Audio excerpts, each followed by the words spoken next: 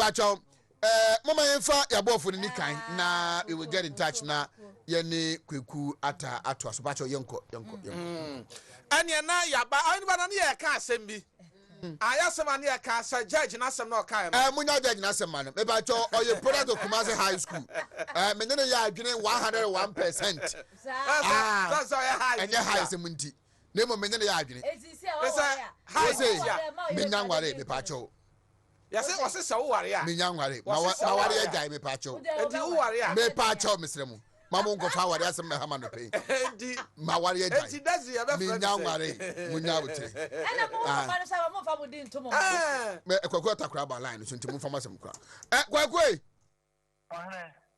me bacho ma sa na sha se kan ni nyina no o mo abonte ni se o ma ante me bacho sa kan foforo o se kina ye koye dai ye baba beni ye ticket ye baumia na po ticket no e de akire o man Ghana fo na mmom ensi wo Ashanti region ye Kumasi Jubilee Park na me adoma ochina efi donko eko na party ma e de ebebodu baako ni nyina ye gada e o Jubilee Park o na onene ena mdika kaya no eja wo ne ba ona to bedi anabeba nipa obeto bedi hira na nado da kwa kufa obuyi hira Dr. Mahmoud me akire yen no akire se okono nipa wode na chi eja ni na so ba passe okono na chi jao na se eya hokeka na ni gbe wonu ma na cheso mu diti se da no mo po national council no and drop for Ben and now move beside and say, na we are winning, meaning say or you're optimistic the elections you know the winning. And into Ira Mahmoud Baumi also turn out if you feel or see you got Dr. Matu Puku Prempe and then they on the Sabi HD. And it's another day Ira Dr. Mahmoud Baumi now Ira Mahmoud Baumi also the Dr. Martin Upuku Prempe Ediatre. Not take it, you know, Ediatre Man Ghana. Now, the 2024 election, MPP contest, Iacono, the presidential candidate, our best president 2025, Dr. Mahmoud Baumia, and I am vice presidential candidate of vice president, Dr. Martin Upuku Prempe. And no, and I ABC Namia Duma, Ochina, or Jubilee Park. It does not happen in any other region but Ashanti region. Could tell me about its significance, and then some of you, the regional executives, any party, that the responsibility it bestows on us. 2024, indeed, the party will be looking at us. Figures if you bear starting at Ashanti is the heartbeat of the party. Sure. The Munya 75% you win elections. The Munya 75% and above you win elections. Now the party can, the regional summit can, the general secretary can, the national organizer can, and the regional executives can say, it's a party many now, it's MPP for 75 no and a baseline. Now a mepa, a bayer juma at the Adriana Konani, so they are you are. Dr. Mahmoud Baumia, a president, none of the digitalization agenda. What was Ghana for Matom? No, Yemen and Yafi. The party is united more than before. More than before. Now, the more zonal coordinators, no, 11 zonal coordinators, number so. And the winning fair, and a Juma, if I zones my within 2 hours, not maybe I say maybe I'm a almost a day 5 on the buyer a day to Mama, you know, almost often. And now, Hokeka, penny for a Hokeka, the national officers, the general secretary, the national organizer, and now Hokeka, my Wontumi, and the Asiedu, Juma, you know, as when you're so catching. I think you can never feel. And I don't expect you to fail. To go and work and make MPP proud. And to your name, did you say a Juma, koso na otuna nyankopɔ beton supa ewu dwumadi ni nyinaa so party for ne ba wo munya den ase party atade ena mumume ene ya ba betwe ya ba be yi candidate atwe o betwe o social media party for no agitate kimatum no ni ko tsana mo ba at the stamp ka se pe ba be siso ama program no ayekama tiwe fa party t-shirt afa okambu bia bitim bia kisuloku ne bitim bia afa eya nidie onene eya nidie na santeman so ada party fafe so many omujibie and unim say historical the first time Ashanti aye MPP running mate any and the first time Ashanti ever the vice president in Susunye in the other side no boa obia fa no nse me fa pija santeman ni fa pija santeman di na history na ya tro no yentro no tuna watu aka say we are see na me so me kan wo program no your time be program there if you don't do ba ku ko na program no tina ade bia obeda mo ami age bia na obeba ho ne say ade bia obema wani age bia no obeba ne bi wo ho okwata sapon o say ade bia ebema obia ni age bia no obeba ground so no ne bi wo ho ete said ye anyum wo ho asa wo ho suluku wo ho jama wo ho bia wo ho e ma so beba ho ta party e ma na me ma na e no product bia ni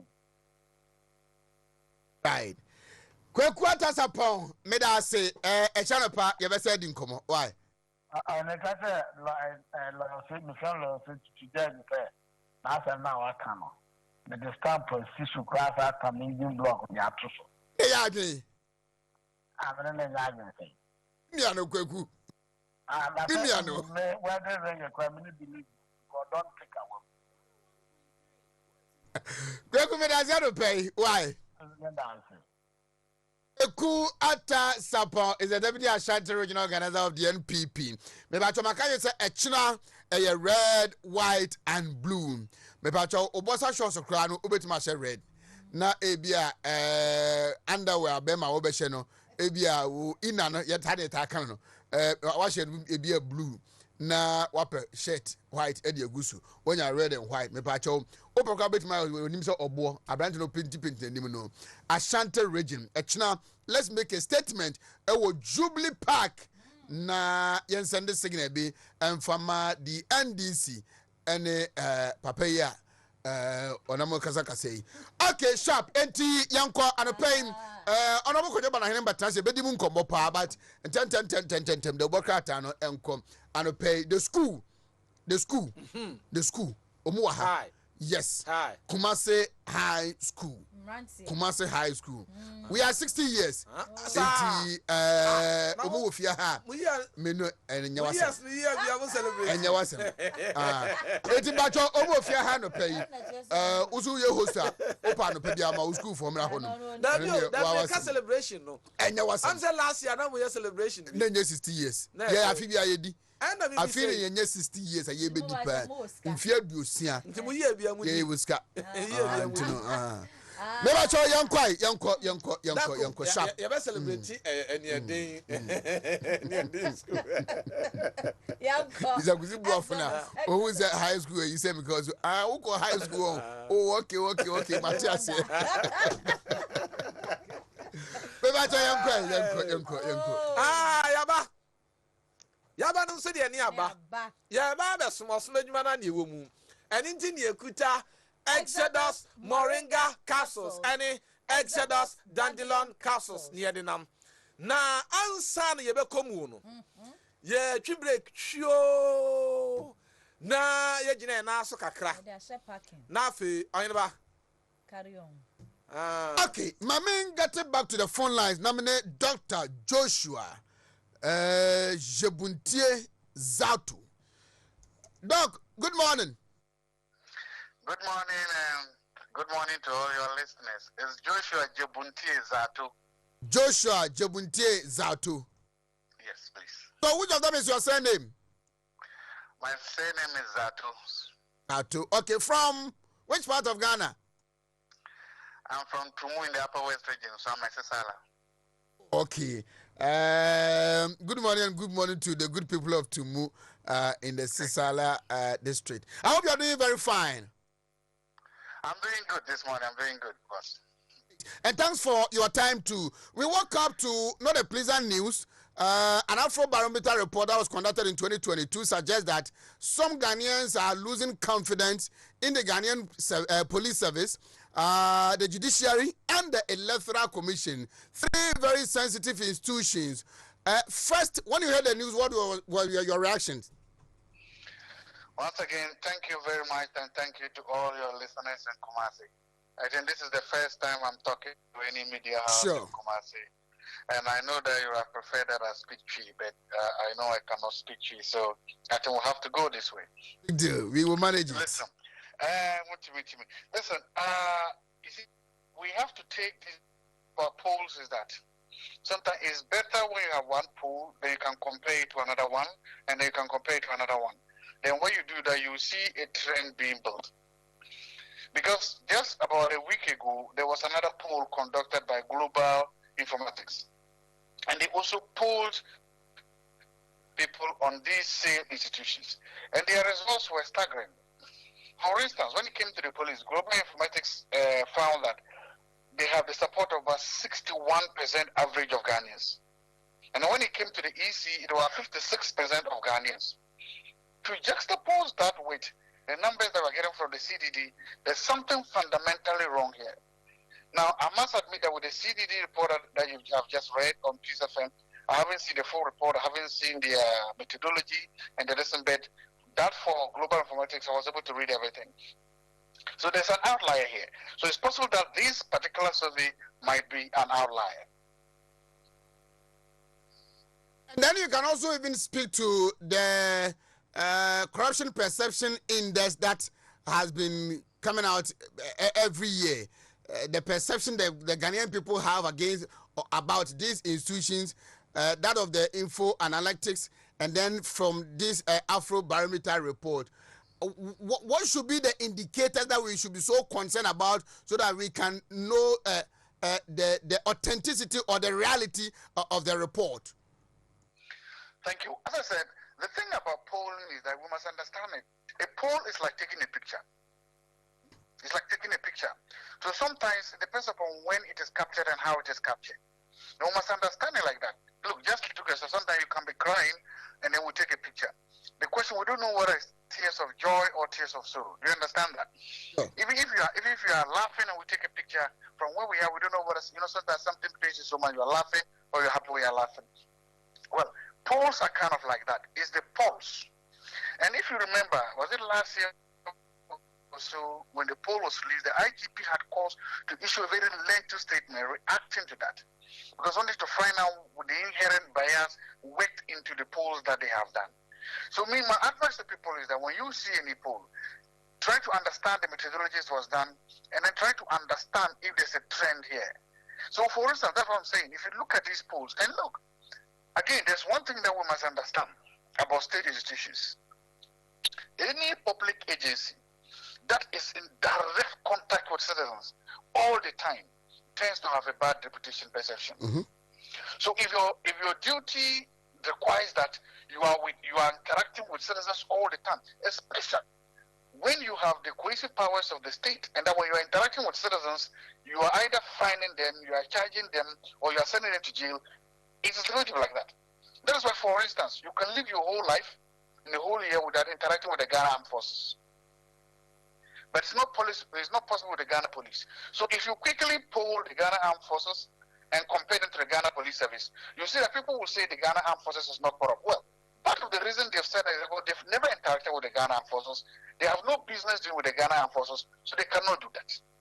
Now, if you also then compare, for us, the Ghana Police Service with any of the other institutions, well, let's say Ghana Energy Atomic Energy Commission. Nobody even knows Ghana GAIG. So those are the reasons. Now, if you take EC, the courts, and the Ghana Police Service, citizens are interacting with them every day. Every day. So that personal contact, people then have personal stories. And sometimes even people's prior perceptions are baked into their interaction. So a police stops you, the person quickly thinks, like, you know what, let me give the police money. Then the policeman walks up and says, I don't want money, correction, and says you go. But that person will never go back to change that perception that I was only corrected and allowed to go. Mm-hmm. So we need to know all these things while we are reading the polls to get a better understanding.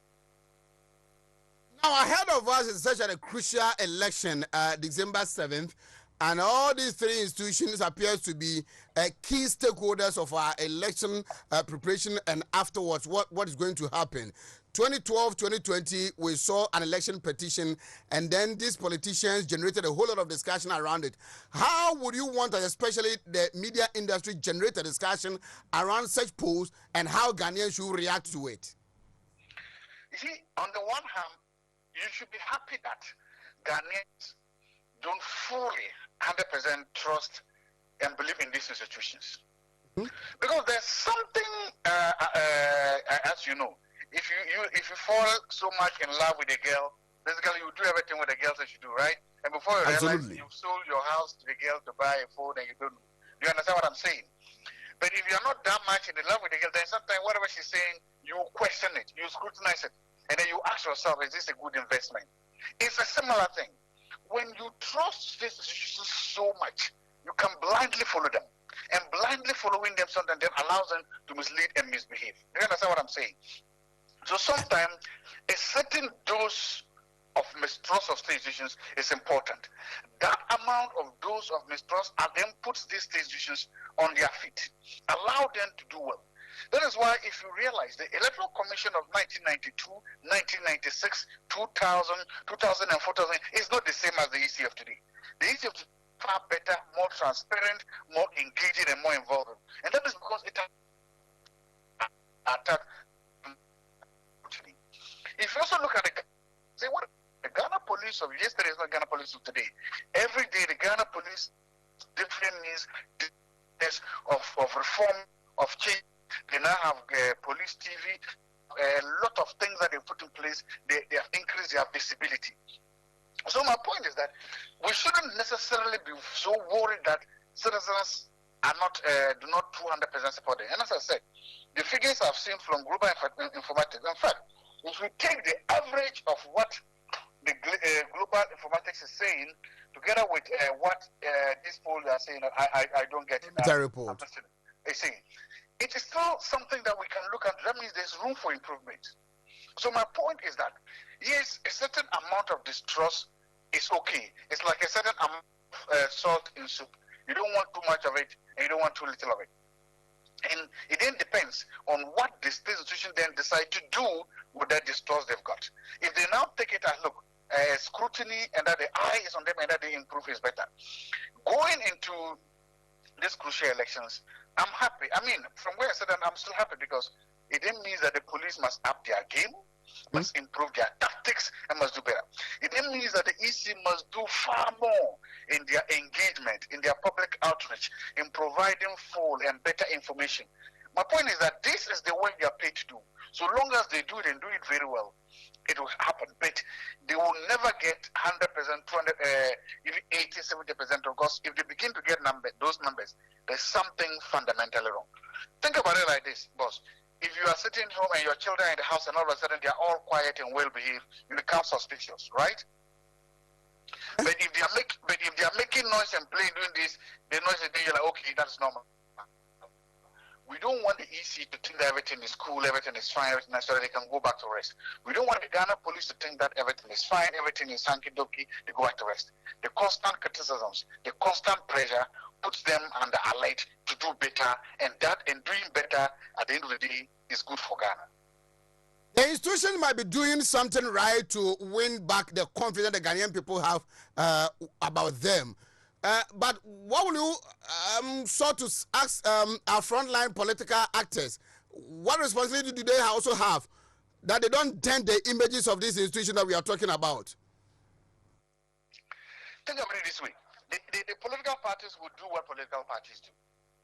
They will go out there, they will campaign, and they will look for votes. That is what they are meant to do. They will do that. Do you understand what I'm saying? I'm with you. Will do what the media does. They will. Pardon? Hello? You have, yes, sir. The media will. Yeah, the media will do what the media does. The media goes out there, they will cover stories, big stories, small stories, they will be sensational, they will be critical. But bottom line is this, everybody will play their role. So you cannot sit down and expect that somebody's playing their role to help you play your role better. The EC is one of the most experienced institutions in Ghana. They have some of the most experienced people. They have all it takes to play this part. They should, because just imagine, if you are EC, you are sitting there and you are expecting cooperation from political parties to play better, and they don't do that, you fail. It's not the political parties that have failed, you have failed.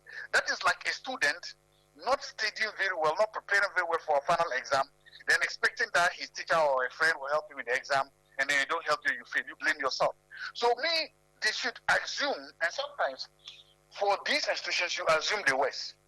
You prepare for the worst. So the EC must go overboard to prepare for the best. Look, the last time they did the limitation, whatever, there were some small simple issues that came up that you shouldn't expect.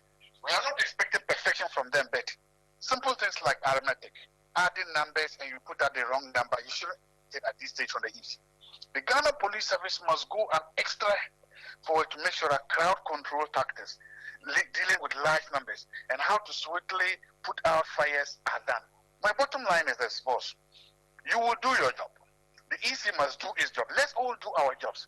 And then where we meet and there's a need for collaboration, we collaborate, because it's going to be difficult. You cannot tell a political party to adjust their campaign to suit the EC's. They are not going to do that.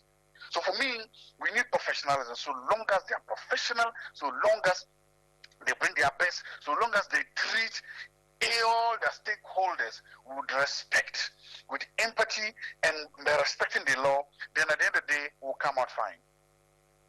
Thank you, but let me take you a bit away from these reports and then to the election 2024. As a political candidate, political science lecturer, what would you advise a Ghanaian voter to look out for to influence his or her vote for party A or B? Voting is a personal decision. It's personal. And everybody voting in an election is voting to do what we call to maximize their rational utility. What that means is that you have an interest in why you are voting and how you are voting. And so you are voting for the candidate or the party that you believe will help you to maximize your utility in order to maximize whatever interest or whatever thing you have. Okay. So in this election, that is going to be at stake. It is going to be at stake. And the question, the good question that Ghanaians are going to be asking themselves is this. Look, we've seen, for instance, we've seen the NDC, we've seen their play, we've seen His Excellency John Dramani Mahama manage the economy for 4 years, 4 and 11 years. We've seen that. We've seen his personality. We've seen who he is. We've seen how he has handled crisis, like the Doomsday crisis. We've seen how he's handled crisis like the financial crisis that took him to the World Bank. We've seen how he's handled his personal relationships with regard to corruption, the Ford saga and the Iba saga. We've seen him. And now we've also seen His Excellency Dr. Mahmoud Bawumia. We've seen his demeanor. We've seen him handle crisis. We've seen him handle the economy. We've seen him introduce digitalization that has revolutionized this country in ways that nobody can see. We've seen him establish one of the best working relationships with the sitting president. And we've seen him go out there being an excellent ambassador of religious tolerance and of being somebody who has been regarded as one of the most humble and one of the most tolerant people in this country. So we have a choice here to see two people, to see His Excellency John Dramani Mahama and to see His Excellency Dr. Bawumia, and to choose. And then the question people are going to ask this question. And for me, it's going to be rational, technical. We're going to ask ourselves, is about hope or is about going back? Are we going back or are we going forward? Are you thinking about what this, because if you are so nostalgic about the NDC Mahama years, then you voted. If you are so nostalgic, what is nostalgic about that administration for you? What have you missed so much about the NDC that you think you want to go back there? But if you're also aspirational and inspirational and believe in the future and believe in the amazing and wonderful things that in the bold solution of His Excellency the Vice President, then you know that the future belongs to him. So for me, I tell young people, it's about the future, your future, and it's about moving towards. I just heard, I read that the UK Prime Minister, former UK Prime Minister, Tony Blair, is advising the current government that just came in power to introduce a Ghana card similar like that. Yeah. That is the UK thinking about doing what His Excellency Dr. Baumia is already doing. That is the UK trying to, in fact, Tony Blair described a similar thing as a game changer. Well, we already have the game changer here. So for me, these are some of the issues that voters will be considering as they are going into vote. Now, two candidates from the northern part of Ghana for the first time under the Fourth Republic. How interesting is that to you? Well, it's lovely, and I'm looking for a time that this will not be an issue. But here is the thing, and that is what I am saying. If you are doing the political analysis, you look at it this way. His Excellency John Dramani Mahama is from the northern part of Ghana, that's true. And for a very long time, the NDC has been winning all this, winning massively in northern part of Ghana until His Excellency Baumia arrived. Just a small analysis. In the northern region proper, the seats have been divided equally by NDC and NPP. In the northeast region, the NPP wins all those seats. In Savannah, which is John Dramani Mahama's home region, NPP has won some seats there. So it's only in the upper east and upper west. In fact, there too, NPP has won. So what it simply means is this: the NPP, through His Excellency Dr. Baumia, is eating the NDC's lunch in the north. It's eating this lunch seriously in the north. If you also go to Zongo communities that have majority Muslims, and the NPP once again is doing better. It's also eating the NDC's lunch in those communities because the vote margins for the NPP keeps rising. Now, what the NPP has, so that means the NPP is doing better, winning votes and gaining ground in northern Ghana. Then you come to the middle belt. The middle belt, you basically have Ashanti and Eastern region. What the NPP is trying to do, as I've told somebody with the election of Napo, is to build a big wall around Eastern and Western region, consolidate those votes there, maximize the vote, because every result passes through Ashanti. Ashanti, all the routes, the Jubilee House pass through Ashanti. So you come up with somebody like Napo, and then Napo locks down Ashanti, and they lock down Eastern region. That is how the NPP intends to win these elections. They are going to have a party there today, was it tomorrow, to outdoor Napo. Tomorrow. Napo is one of the most amazing and fantastic politicians to get there. He is a mastermind, and he's one of the brains that can easily make sure that the votes in Ashanti are locked down. He's in touch with the grassroots in Ghana and Asiedu. He has a name recognition, superior policy and political experience.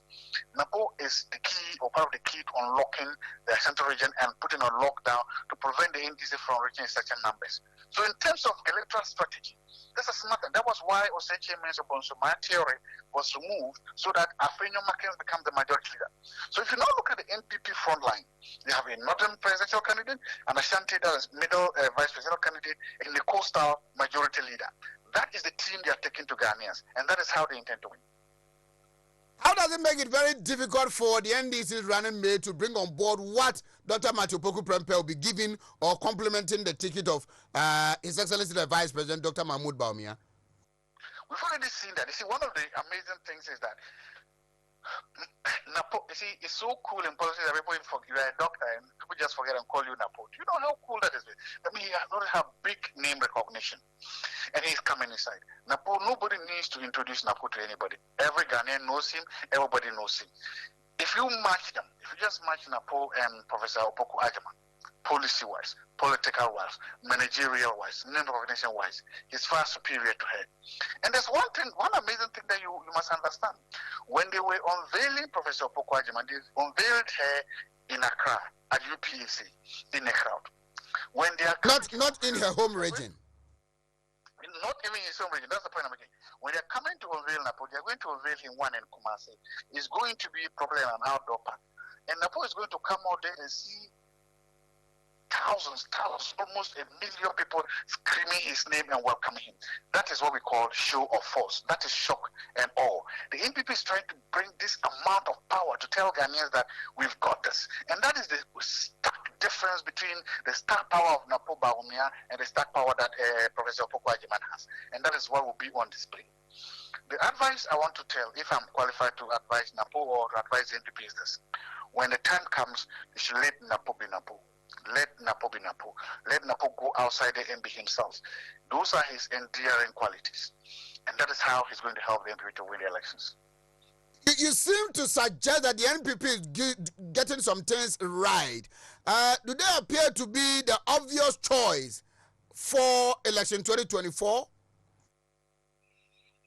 Well, I cannot say they are the obvious choice because that is left to the electorate to decide. You understand what File an electorate yourself. Good. No, yes. It doesn't seem to convince you. It's not pardon? Does the NPP seem to convince you? No, again, what you are seeing is that when you are managing, so now you see how people will manage and how they conduct themselves both in power and out of power. So you've seen, if you look at the decision-making procedures of His Excellency Dr. Baumia, if you look at how he makes the decisions, how his choice, if you look at how he's used hard data and concrete policies and bold solutions to improve himself, then you realize that he's presenting himself as a better and a superior alternative for the coming elections. And that is what he's intending to do. So right now, for instance, if you want to do boot for boot matching, if you want to do policy for policy, experience versus experience matching, you realize that the NPP seems to be in a pole position for the elections. But then again, the elections and trends may change. Doc, thank you so much, and I'm grateful for your time. I would love to have more of your time in the coming days. Thank you very much, and anytime. Have a nice day, and good morning to everybody in Kumasi. Thank you. Dr. Joshua Jabunte Zatu, or your political science lecturer, University of Ghana. Also, Anna was it? Oh, I know pay my money, dear. Come behind me, pa. Bro, free me try and so. Eh? Bro, me am who need there and I'm say as my bar no pay. E you no papa, bro, say. Eh? Oh, no, ababa will be to Facebook or say. Oh, then be before her mama me bro for classes. But bro, you grab me time. Bro, you grab me time. Anyway, I have enjoyed him. Enti me ba chaw asem no eno no 14 after 8 mo de mo me for the work out no nkona and then 10 me pa chaw nyesa mo pa 2 no monye 10 because o se me nya time pa de ma the truth conquers na ye bon komo kuma ti ai fo ofia ha watu abana bi o okay come trick na me na ho baby ma me na hu mehu bebe beto na babati awunani gu question so they want anyway,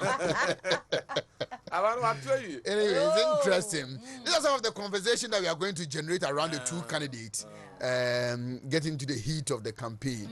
Now we will ask the questions and we will you be to me answer the year you know.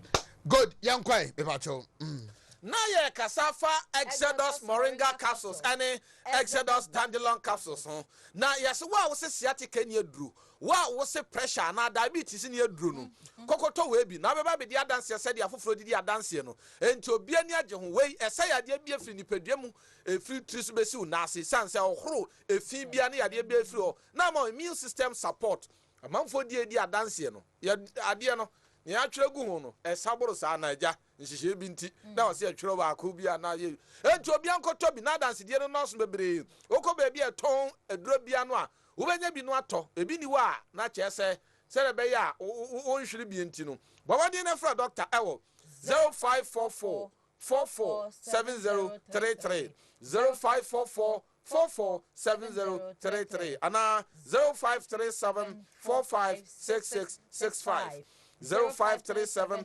456665 ya twaswa na yako gasto mixture no abedwaso na gasto ni juma wodie ni eba no yafun yade yafun keka yafun mu amane ne hawde a me so entra se ema yafun mu hawbi ema medi unya typhoid a gasto mixture ano ne adura aba o se obia di ho adanse se tatahwe a etimi yefunu mu haw ene amane enti kopa bi na nso emmo nature medics ene de aba na wode ano baaye no anu wase man so toda edura fiti koma ya na mu na haw ene amane mu nti ode de ene baaye menso plus mixture ano ye man no de no wa wodi ano entumi meyi oba no kwa fikyira we meka de say no man na ti ase edu afichi koso a entumi meyi obi de ani yetum obi de ba na nanim amuna na kyesa okasa no ho a onte wati dwam a da no dwam ma sanse we muna no oto sanso no oto officer sa customers beba no opam omu mesraw ensam fata eni nti ne yese kopede menso plus mixture na ba se be flow kama na dodo asese ba na beba aba be siesie ma wankasa wani age wonti ya obi abiu ne nyame ye no sa na beba ntu ko ba bi a to bidro bi a wo benya bi no ato honom doctor number ne ade ma we 0248 778899 0248778899 yeah koini Dank Herbal Complex Limited ano ne say ede ania enamu ebia na bema wo yo bi a chese wodun so a wote yaw ensu fita mu firi bema mu ba ema no so enema bi fi su fita bi ni ade bi afiri chese wo ba bi ba wa himfie ba ense ne mfata woni bema da wote yaw nya sa ne nyame ye no mesrew bomaden say wo beko Dank Herbal Complex Limited doctor no do bebre na ba Dank Phytocare honum emau ena ne mesa no ho afa procare no enso ho mawo ai betumi asiesie wo afa estroke no so ho mawo ene kyese enu do bebra wode sanya do ahodo wode anke ya kire wo se hwehwe doctor kire akwa wo hen pechi number 2 na ukwa wo beboa ma yade bia no betu ase ama ho ato ne number ene yade ma we twiro na ya wa frɛ no wo 0266 593330 0266593330 ana 0244017556 0244017556 ya kwapose yes enti asempenfo de de Pepsodent Chaco apose papa apose ya yedi bidie ya nananu bidie na ya de hye body tremu de poison no we ya elimi ate se obemia no ate ana afen so ya de niema bi aka ho a ema wonum ye hwam ema osenya hoden na ama osena pai fita nsunsuanso body bi animu entie chako nkoto chako bi akeke aya bisasa wo Pepsodent Chaco eduru mofra ne de so a ye frɛ no Kel Kit ana na man kwada no senya hoden na obenyi ni kura no ne se no entutu entikopa bia ana de Ruta Natural Products anonso ba abebiu na eba ye no enam no miansa te se ja oba ne sonson kronkron na je se akasie ni twe Ruta mixture no etu malaria ade ni nsunsuanso obi ase ana afa Ruta tonic no anonso tu typhoid ade ase na Ruta live editosify di pedua no horo nnuane a odi ya atumi and digest a enka be hye so amo aye cheko no afiri wonum na abo ni pedua na mani nyina akoso kama enti kopa bi FDA ani University of Ghana Medical Center honum wonum ye hwehwemu 2023 edura bo Ghana forma amanfo di adanse sa bompa no ano ani Ruta Natural Products okobe bi etoduro bi abenya bi ato ana fra doctor wo 0244485632 0244485632 mayan komra ho yakoba ni abedi yakoba ni abedi na ya ka chietiefo said the worker tawdo abedwa so na no pay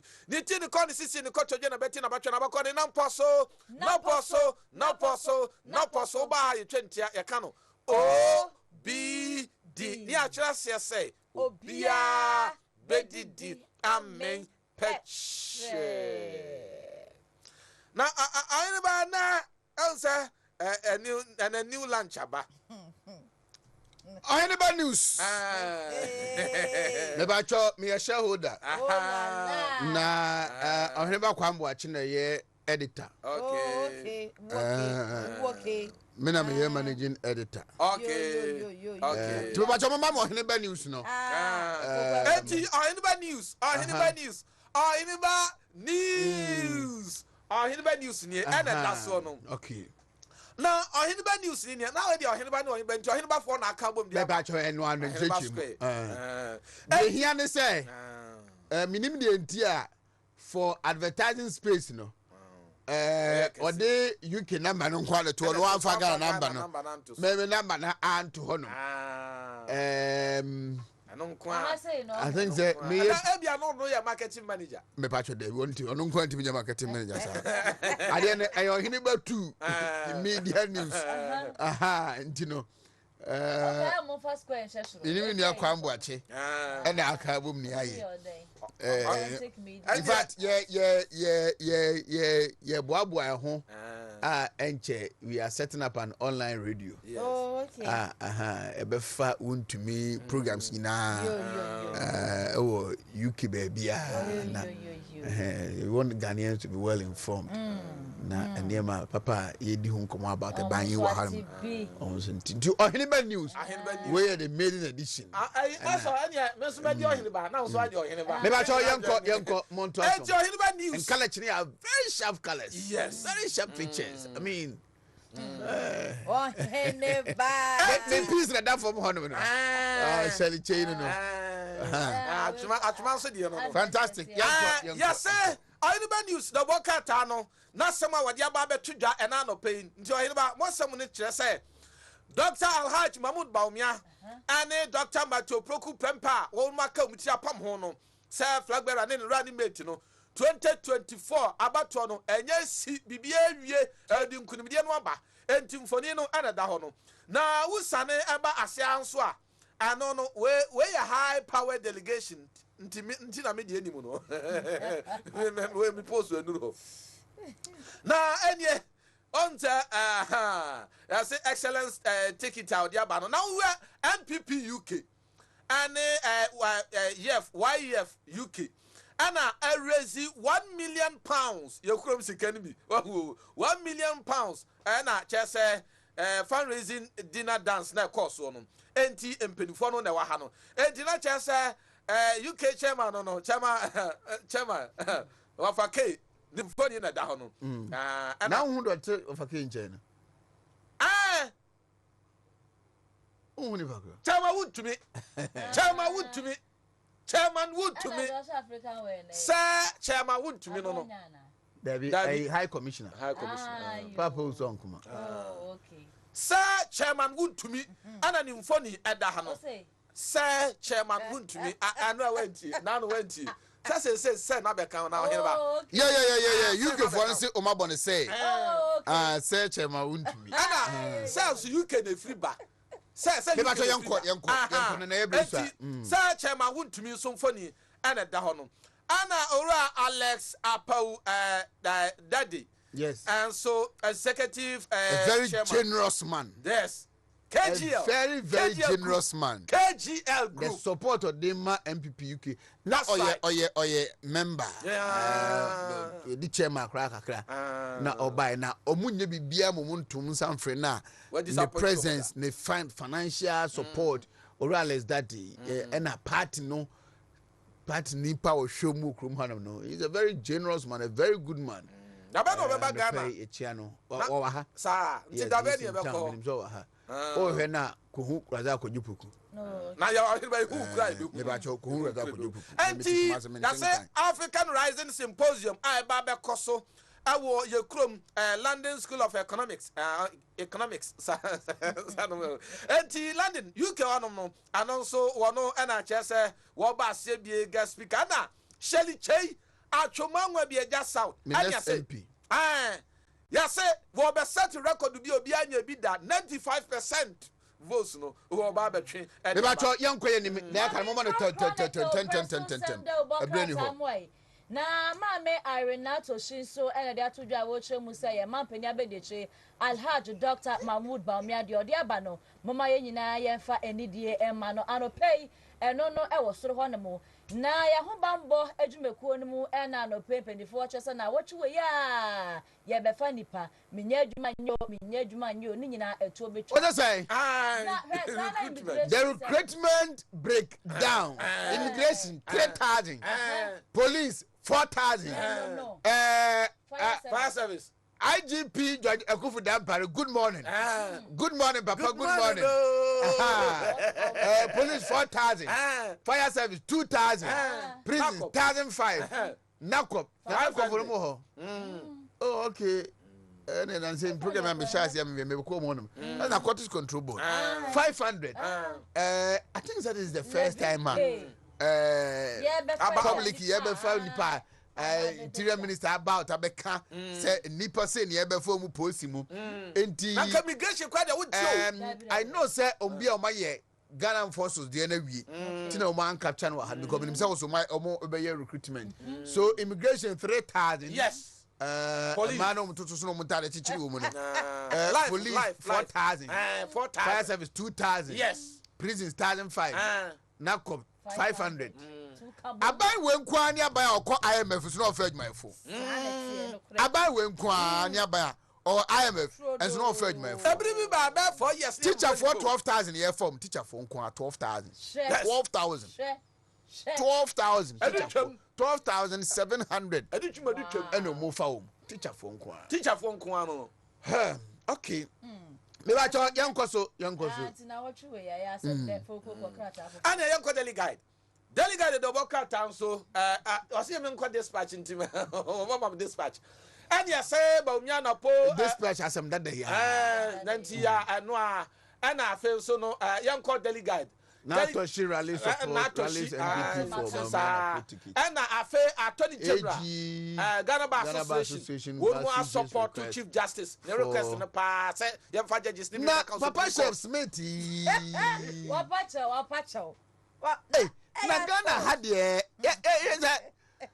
Chrome Hanum says stress you couldn't do fear them power because then somebody says you Chrome Hanum. So would data. Mentas you, I don't know you mentas you. Since China, so I answer more. And there be no did ye? Nay, dear. Well, young quay.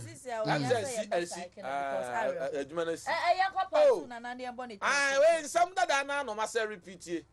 And PNDC ghost in dog. Right, maybe I a quick one. Birthday wishes number 10 Kumasi High Free and Monkomo and Sana. And I'm coming back. Soldier for one money and red mamma. I need to celebrate this young guy. And Mampenia Mediache, NPP flag bearer, Dr. Alhaj Mahmoud Baumia, and Waka, and they are told a year a Bibimu Banky. Yes, Crabia said that Dano say. Bank of Ghana, no, what happened? Mobile interoperability, honorable, Mobile, more Benya Brenna, a remote honor. As I bind the cars, I based the Bay Apum de Becoso. Healthcare access with new fleet of vehicles. Wonderful. That's right. Education Directorate, Numunya cars. NCC for Omania cars. NCC, judiciary. Is it healthcare? Wow, good. No more. Who are celebrating their birthdays today? Prudential Life Insurance. Quite so day. On the friend who says on the quarters of him, Angasa. Or be on the friend. I was heard one Gunyas Muna. Matis a mini be or Boshaba FMS here, Central G. And Rock up on an animal final. In fact, my main idea with me refugee as a mina came. Minia KOD. Kwaku Dabinye Kesben or Kesben. I think Kwaku or Che down qua or soon. Me refugee, no, I'm in a Kasai. Mamen Panicho on behalf of a Jumene, on behalf of the Nsempefi Shun. I think say Saturday no we use the pictures beam, but they didn't acknowledge him. A man crediting for the pictures. No, not I think say nebo enyo. So I saw his Facebook post and Ryan I quickly asked for his number. I mean casa, but I told him say I will acknowledge him. Say pictures. Now I think that I have one crack in Lamport the pictures be. Senior KOD and pay good morning and then thanks for the wonderful reception you gave me last night too, my friend. No, in fact, he was calm on me didn't come in subsequent days. No, we will collaborate with him and do a lot of things. On behalf of a Jumanone Zempa feel sure no we unreservedly apologize. Say you find a property now yen to me acknowledge and I say yen seeking the consent and sana you so enya kwan bonne so team so na won fan cheye right good yanko programs manager me pa cho And trust. the program manager meaning baby me dino oh I buy your programs manager with media headquarters program manager Ayo. Okasabi anasa eti yanko kwada so hema nyina ka ho na so we ugbo adwuma eti onua be ma oda so yi Richard Amoa na Lakeside hanom eno wo mia me nua be ma Louis wo se Louis mo title no ye de efidiem hanom ena Louis wo Security and safety. yo eti Louis se nyankopon shraw na onye okese pa yanko foforo so Yanko foforo so.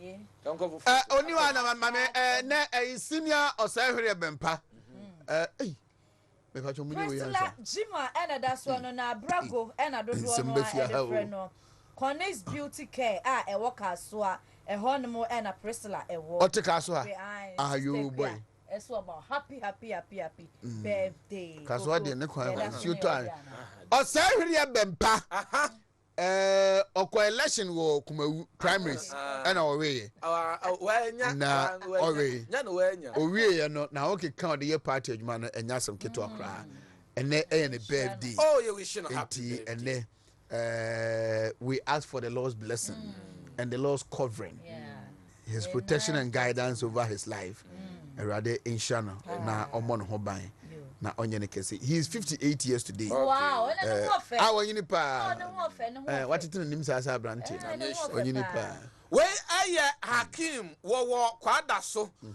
yaya honorable yaya Alisco P so you should happy birthday. Ana we so aye aggressive na our Ontario Toronto go back no ono so you wish you happy birthday achem kwa so wish you happy birthday pa ana we so na say offer senior Oheneba Jaden Adutwum Boadi Jaden Adutwum Boadi one also no offer na say bema say oshino happy birthday atuma kwahoma NPP community nyini why na nsa wo fa okay adwa Adutwum Boadi national organizer for national women's organizer for Friends of Baumia. She's our sister. Like I said, the Baumia original campaign ahead of the presidential primaries. And then very selfless woman. Also called primary so I have found us out to say no way. On the come upon the but on your business, Professor Chumesi, on Unya 46, Professor Chumesi nya 7. You know, on 9 head and yes, ana we ye Ohema Mercy an wo fe Mercy Nyankopon Mercy ni nsa ne mehwe na wa wo dey ene wa wo da soro kokra happy birthday to you me ba cho na dabi we aye na kua wo sre so if you da me ka say amanfo dumbe lunch the pictures amode be fi ade enzo hepen enzo ni boy me na me kan me boa me twam enti na kua wo sre so ene your birthday enti ye wish you happy birthday aka me sofo baako sofo Idrisu Twenebo Akodua wono na chese Reverend Idrisu Twenebo Akodua ewo Redemption Assemblies of God war Atwuma Techiman ono ene senior pastor and your birthday asofo ni na sofo dwumo ene asofo nkan na say wish you happy birthday ana Dr. Isaac Brakon one so wish ne elder brother Ra Samuel Chei Boating kane na wo regional news editor Edema Daily Graphic was say ne Nyankopon nam no so ayama no no wada na se pa Nyankopon twedi amponhyira ne bebre nti o wish no happy birthday energy mama me go number ebusu afra me ne ni komo 0539 022 357 0539 022 357 phone ni kutamea ofra me amefa na Wontumi hintasem ye di nkomo anya ne yamfa DR Nation Media Agony of Tragedy. Ejame mpemu wan say movie no yamfa metie for say Cappuccino ena adareti just a movie na efe pa nyame adom a bosome nwotwe ne da etoso 9 ewo eye SG Mo pepepe ha anyumra no nso na red carpet na yere de ne nyina yekọ na ticket no regular ne ye 35 Ghana cedis, VIP no 50 Ghana cedis. Nti short code out beto ticket here *447 *2510 hash. Good. May I say afe Kumasi High School for Imotana say na ye 60th anniversary last year any lunch ye afi and a ye di jumedi na ankasa. But Emrante Global baby amu will be this is the time to show up.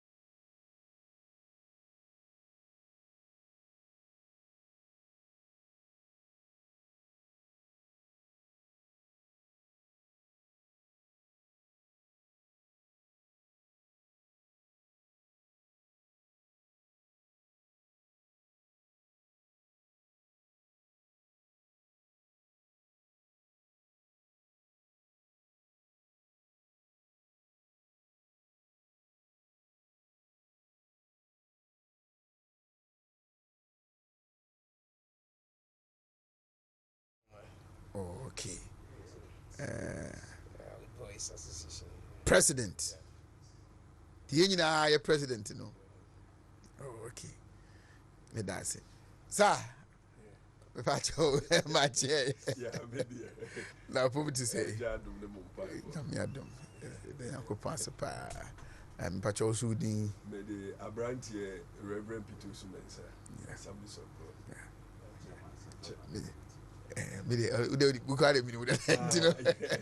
And then Benjamin Terry headmaster Kumasi High School headmaster so they were Bahama Yabon Commodantino. Good.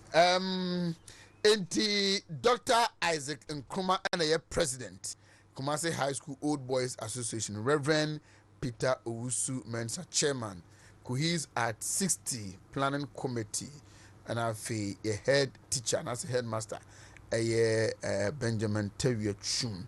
And what Abrante Isaac Ya Owusu on the secretary, he's at 16 committee. On so I had him any bidding come on. My phone call planning committee chairman. So first now, my mom will come and say, I don't pay. I don't pay the Boko.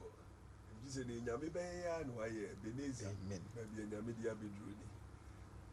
She school yasi wa cross school ya finishie jusia oye nipa nko ko pension na school de nko pension ti dom no fa na fam you say di onyame aye ni nti asi nyina esa ka hu bom ye da onyame asi na afi so ye mawi asi nyina hu ni onyame wa ye Kumasi High School enti na no pe ba se ye be boss adwumadie no hu dawuru ama ne onti ye na ti ni onim susu ada ne ho so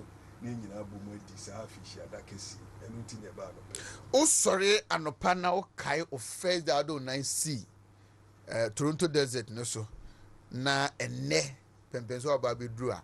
What comes to mind? In fact, now who say unyame wa ye bi.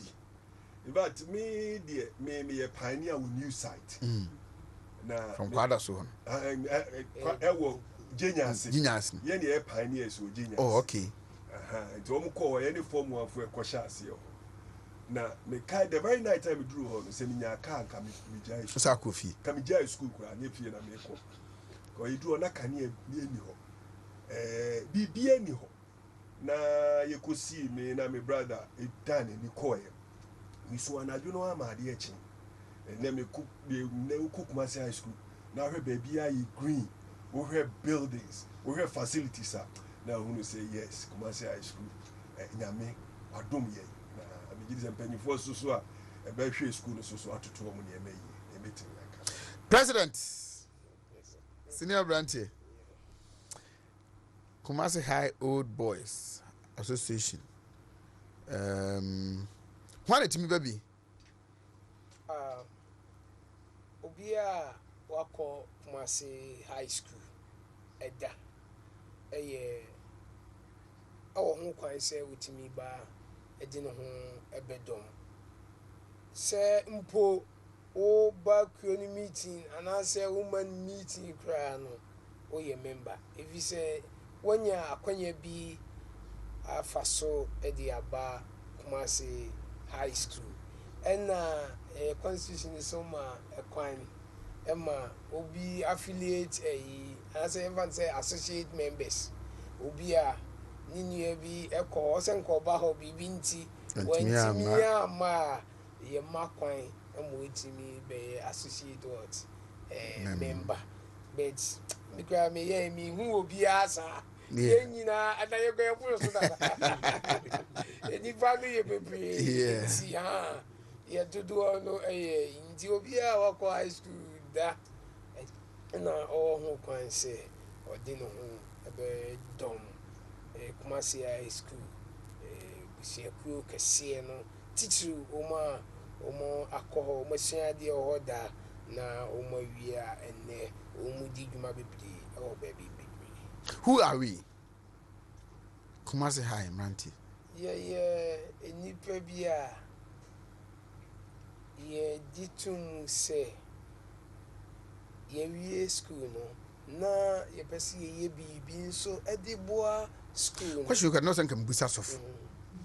Ye bibi edi eboa school no ebi na ye wahai na ohwe nipa nyame nam se de na sofo ka no ama o ma free o ma wie Kumasi High School no mu di dwuma ewo oman mu enye oman mu titiru mia bebri yeni high school F4. All right. Headmaster. Hello. I'm glad how.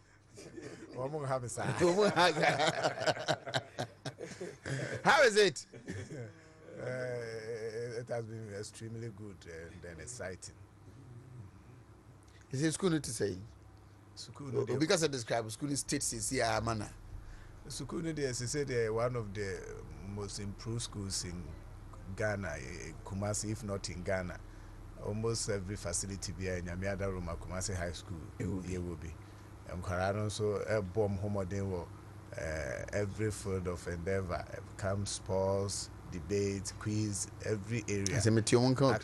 Academic work and so one more bomb homodin 2023 was omu di akotene bo modern palma nkunimdie bai enti neme ekoso kama pa wo Kumasi High School management need to say pa say omu ye nkwara a school for bia nim say the school for subatie ubenya miensa na bia tembia no de obechom so omunye no omun so ko fine to say me na so dodo na dimra so me ko ho na mu say de bia nkrofo hu no outside nyesa na tie ye school for no wo mu school mu ha wo mu dimra so wo mu daboko de obeka bia ubenya ba ko mienu bia ene enwumre bia wo mu kra no wo mu pia aduane no wo ko pa ato adi wo say dem ma me de wo mu didi osua de are bo be 80 horo na ye ya na wo pekwa bia akopɛ gare ne adua bia ono so aheda be bo abo joint bia be school no akwakoto adi nyesa ye nkwara no de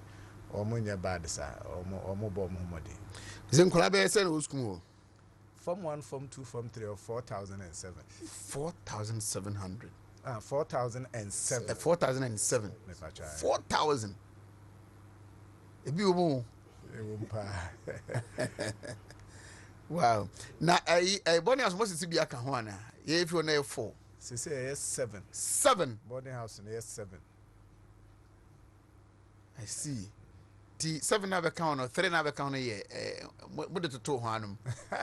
You watch Martin or na me watch Martin house 4. You dey atoto I think say MO ye boa obi. MO ye boa. Ono mo kojuba radio. Okay. PK Mensa. Hey PK. I see. My idea. President. Yes, sir. How are we dealing with this perception about us? What The president of the old boy. Yes, he had me. Yentiase masi. Mude mokonte kwa say and I say. No, you know the fact is this. As the headmaster said, we understand ourselves and we know what we do.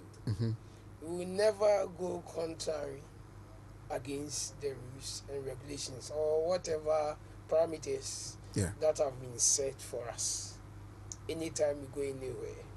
But sometimes you are doing your own thing and somebody may come and try to infringe on your rights. That is what brings about. That is where we conquer in truth. And you know, our motto, truth conquest. And you know, once we are doing something that is good, we'll make sure. But in actual sense, the headmaster said it. We have all passed through there. Yeah. I mean, anytime we went to Interco, we will be stadium on this left side and Amas will be their corner. And you know, Amas, they were in their commerce. But we never had, and OT was also very close to us. We never had any problem with what? Anybody. I mean, we are good people. Share with me your lingering memory on campus. Oh, okay. What I want to say, we were the cool type of people. Most of the time we were with the books. So we spent a lot of time on the books. And we also call Kife. I don't know if you came to read that word. Oh, yes. Scripture, you know, serving God.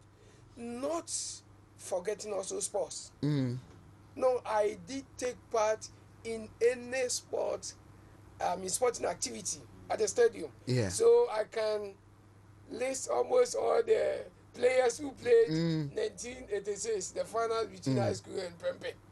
I can this. So I think I took part in almost all activity. In the houses, I'll be there, and in the was it in the classes? I also used to play some football. So I think I did not, exempt myself from all the other activities on campus. To what campus number for us? Udinya de fifio ko na. O de ndi anko sesa. Oh, okay. Reverend, what is the sign? Yes. It's a sapra. Yes, but it was fun.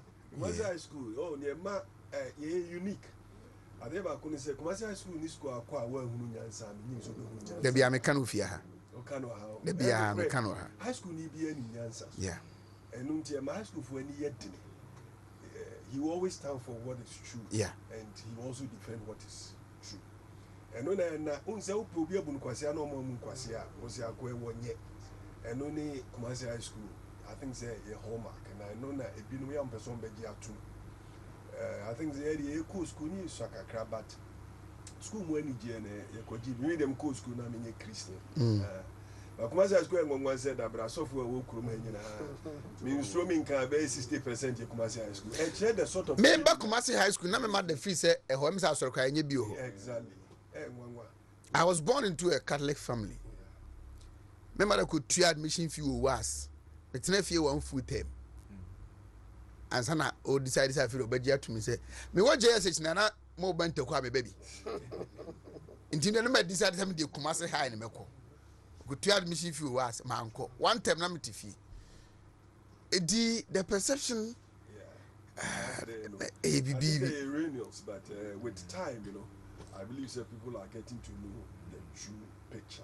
In their perception, like you said, but I think say who associated with someone who say no, that is not the true picture of what is out there. Commercial high school for a job. You can be meek and can be strong. So meekness is power in reserve. Yeah. And that is commercial high school for you. So when you job, but you need say no crane, and that is wonderful.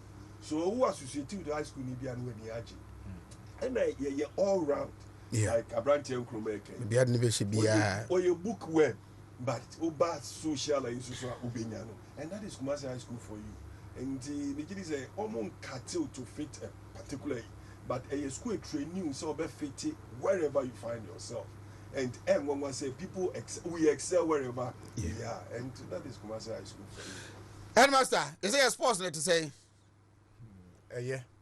Yara, pa 2024, yeah, co-games bebre, sports bebre, basketball say at Osumi, Ashanti region, table tennis at Osumi, athletics, Intercoye the 5th, Superzonas, Nekodi 19th. Ebane say, the name who you say, I was saying, standing team every year group. But it seems so more. Koy and na standing team are matched. Okay. Into a mom could 2 million and no more form 1 for. I recruit to a more from. A form 1 for no more, or more from 3 and from 2, so when I training, no, I don't know, a question, I don't know, you so, you go so. The baby ama next year, no, you be do stadium, no more who say near Massa. And football. A football, no, the standing team, no, omo ya dear pa, omo bobo ankasa, na lack ne ludu ya na penalties. Yeah. Oh, like let me read it. Free. To soccer there. You play like a couple penalty share in Swaterman. My friendly videos all back class now. And the meeting now, so no more. Soccer man standing ovation. Lack ne ludu athletics na akakakra. So you go so you straighten rough edges, you know. Say next year you be ban tekono and it may be different. That's it. Now, Chairman, my memory was your 60th anniversary. 60th anniversary. At the 50th year, my school in infirmary. But in some maybe Ghana school be anyone new award that infirmary. Wow. But people applauded us for that gesture. 60th year, my school no sports complex. But that is our dream because we believe in holistic education. We believe we say you train the mind, the hands, and the heart as well. And until you focus, and say you bebu na school and because in Kualano, send your headmaster came football, athletics. We say just in Kuala kwaya ko paju. Sometimes and Omako training. Sometimes there's one bus stadium. We back on there why engaged that. Would you refer a crowd would they call Eba? Says some call twice in a day. Say a DNA benya. Until we realize say no. Once high school year was assassino. Until any young develop sa place and then my young man so your offer for you and munya baby or bit me a training. Sinabaya or monoso bit me a boy my gun. Until sister adversary and only a focus. And this is only yes say Benya sports complex. Yeah, BBR because other sporting events, all pitches they are scattered, but we want to congregate them at a particular place. So yeah, with stands, with tartan tracks, and I know any birthday present. Yeah, they school at high school at 16. Right. Until the banner, and I say 1 week long. How many days the CYDD? Anniversary. Yeah. Anniversary, make us a year long, but the back climax in July 27th. Now, all other projects will still be ongoing. Okay. And project anniversary and Casa the back climax 27. But in between, I think they are starting. In fact, July you roll out your programs. Last week in Amiadum, clean up. Yeah, Kumasi South Hospital. Nyamiya Duma. This week, and I'm saying school. Yeah, you school no. Now, I'm year DC as I've said, I didn't school for no back weekend. Nyamiya next week on the 18th. They're quite blood donation. All boys in I mean, first I when you have to afro boys ni ase mom ye mra nyemeka ye ma no ye nua no ho na ye donate blood go na mo jasem ayete na me gidi say no nyina ye contribution towards the school on the 19th a big float Kumasi any bed dani a Kumasi be beja unya baby na do nurse in fact a floater and no ni da dia mama for hu dwumadi a eba so 27th no ya ye sha se free adum ni na moduma be fasi prempe the second street ye roma be fa yi aseda house anymore sania fa asafu ni ya turning right abefa first a brisco ho no mu an chese ya dia koka ginya ase amoma hu se nkokrafo na ekọ ni emrantie mpanyi yenye nkokrafo ya san ya ba yeda dem na ya there will be a candlelight procession on the 26th na Friday no eno nso so emrantie nyina candlelight procession enya asem ketwa eno nso so beba so ansa na 27th no ye grande banaba so ni asa ayi dina in fact no die ye phone penifo no ya akotwitwa ye na ase kaka we ever dey asa socialize it's a way of getting to know ourselves but because 60 years they also mutwe ye mu bi wi school ni ebi mu papa no mu hia omo ma me no abade ye nyina so ye brantie so it's a way of ye nyina ye san ya bi hia de di ye ho nkomo so far ni Sunday ni Thanksgiving service e wo campus wa. And it is so far and any program are you outlining for this? Are you rolling out for this month of July? President Hamuna, I invite you to kind hona any more program no, especially on the D-Day no. Yes. It's the president Ghana na you invite no to Obeba and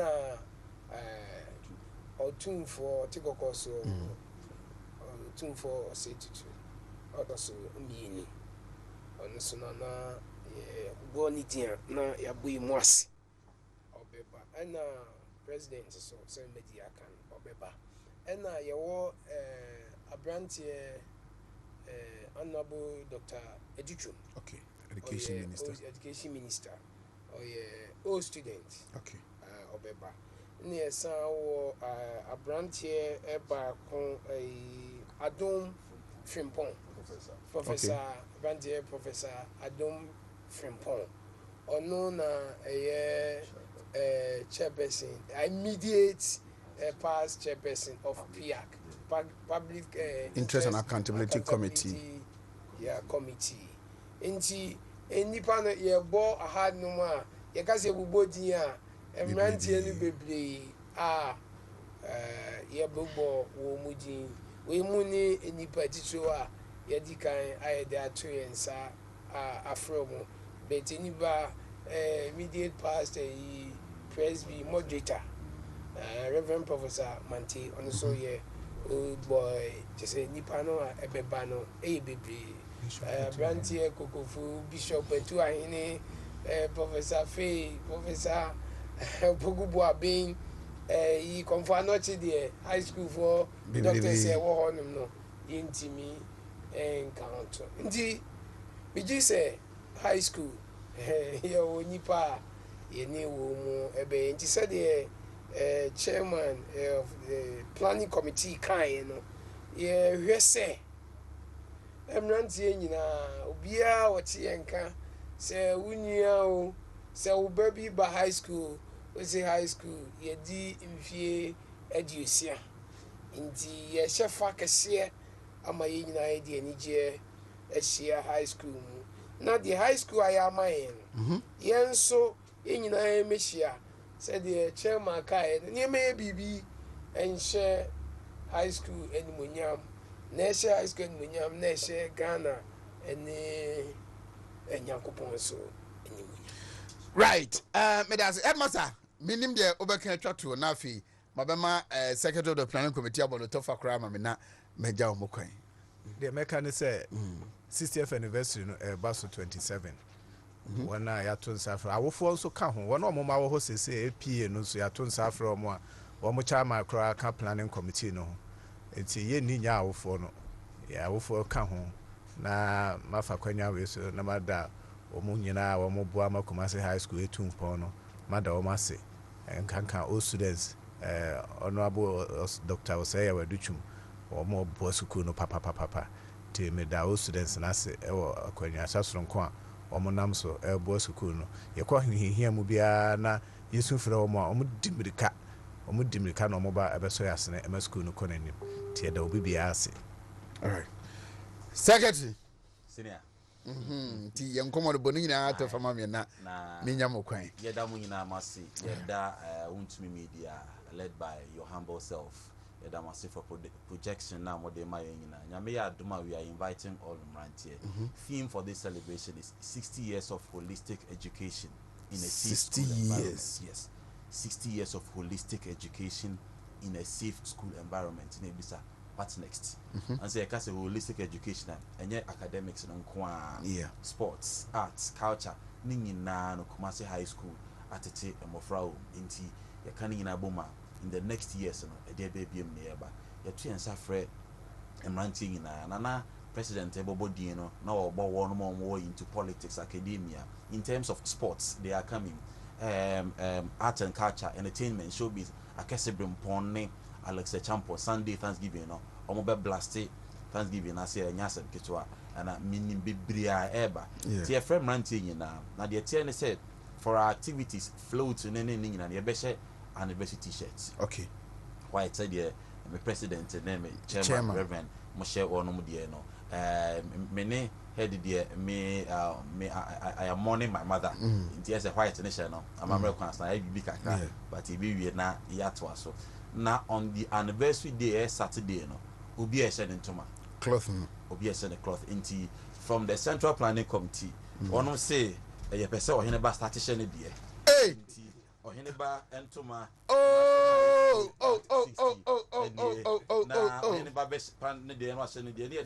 Thank you. So I can home. Kumasi High School. Good.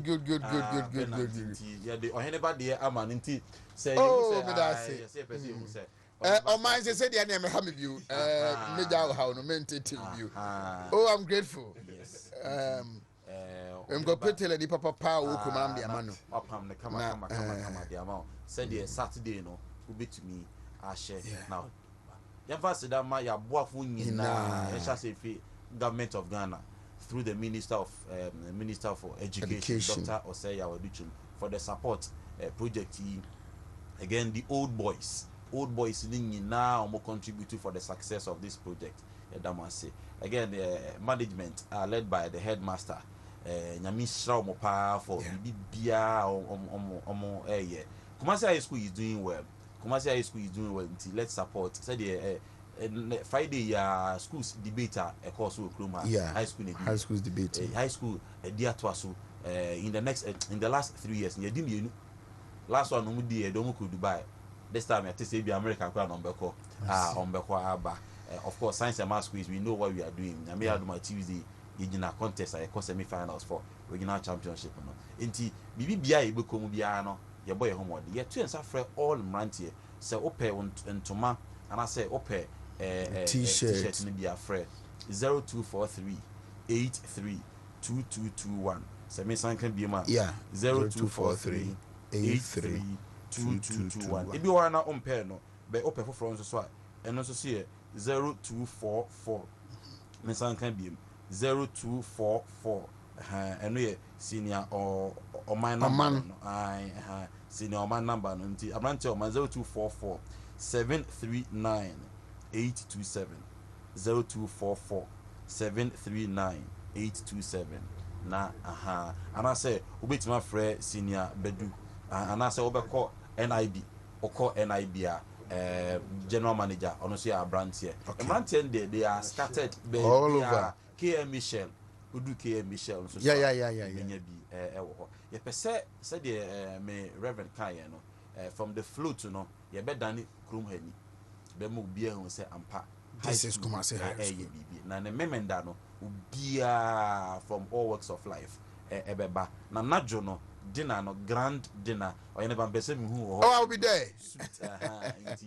Dinner no so no offer ubenya dinner ni ticket ni bi kama na Sunday in white oh ni na eba so Kumasi High School asase so except dinner no na any ye dey call abonte kakra flash please bema mpenifo etimi awola skakra na nya sa dia ka bia na ye no Kumasi High School o ma me sa da se bi. Thank you very much Madam Asepa. Enim se Wontumi high school for birthday or yeah Kweku Edison wa ha Kwame Dela wa ha Perry wa ha ye be 5 ni we fi hanom tinom. Thank you very much Madam Asepa busia for enti Kumasi han ye nkobako so adi hu nkobo wa hanom a kwapem se anniversary no ebebe na wiye kra we old boy babia wo bia kai said this is the time to come home na yemeboa na project edi ensa asomsu no yintimi execute ne kama na esomramfa so na headmaster mo hon haru mo kakra hono. Okay me da say yene Ghana Health Therapeutics for be din come wi na afi no honorable Kojo Banahene bedi akon nana prempe ene fuku so ba betena say na ya bonko monti tweme just a minute me ba sisi momo ame na me hwe sojafu na me ba sisi na ya ba beto so.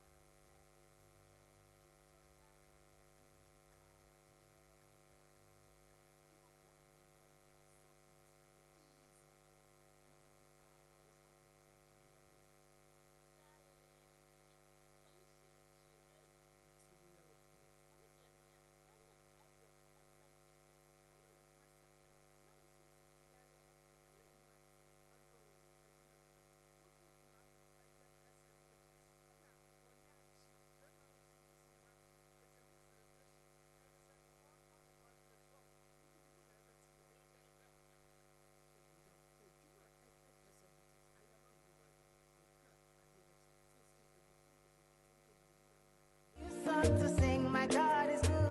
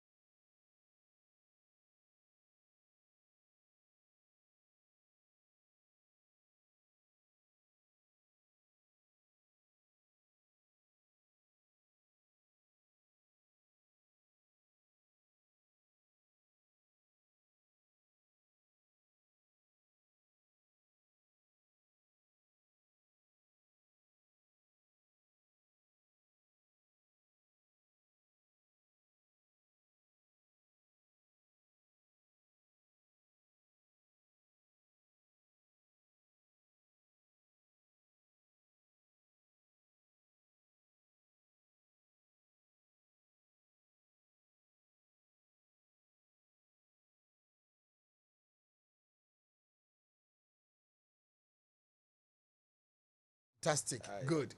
My no papa bi no man tenta de bre no ko na na prempe momrana. Ekyere bi besi okrum hanom na ye mo ho nkomo. Yate ye GT for the for nyina Ghana Health Therapeutics and Executive Prostate and Herbal Center and amoti enka and ano pay. Ye do obo ade na se so ama na oche akọ asabetu ye bi ma na yes start beginning a week a new week.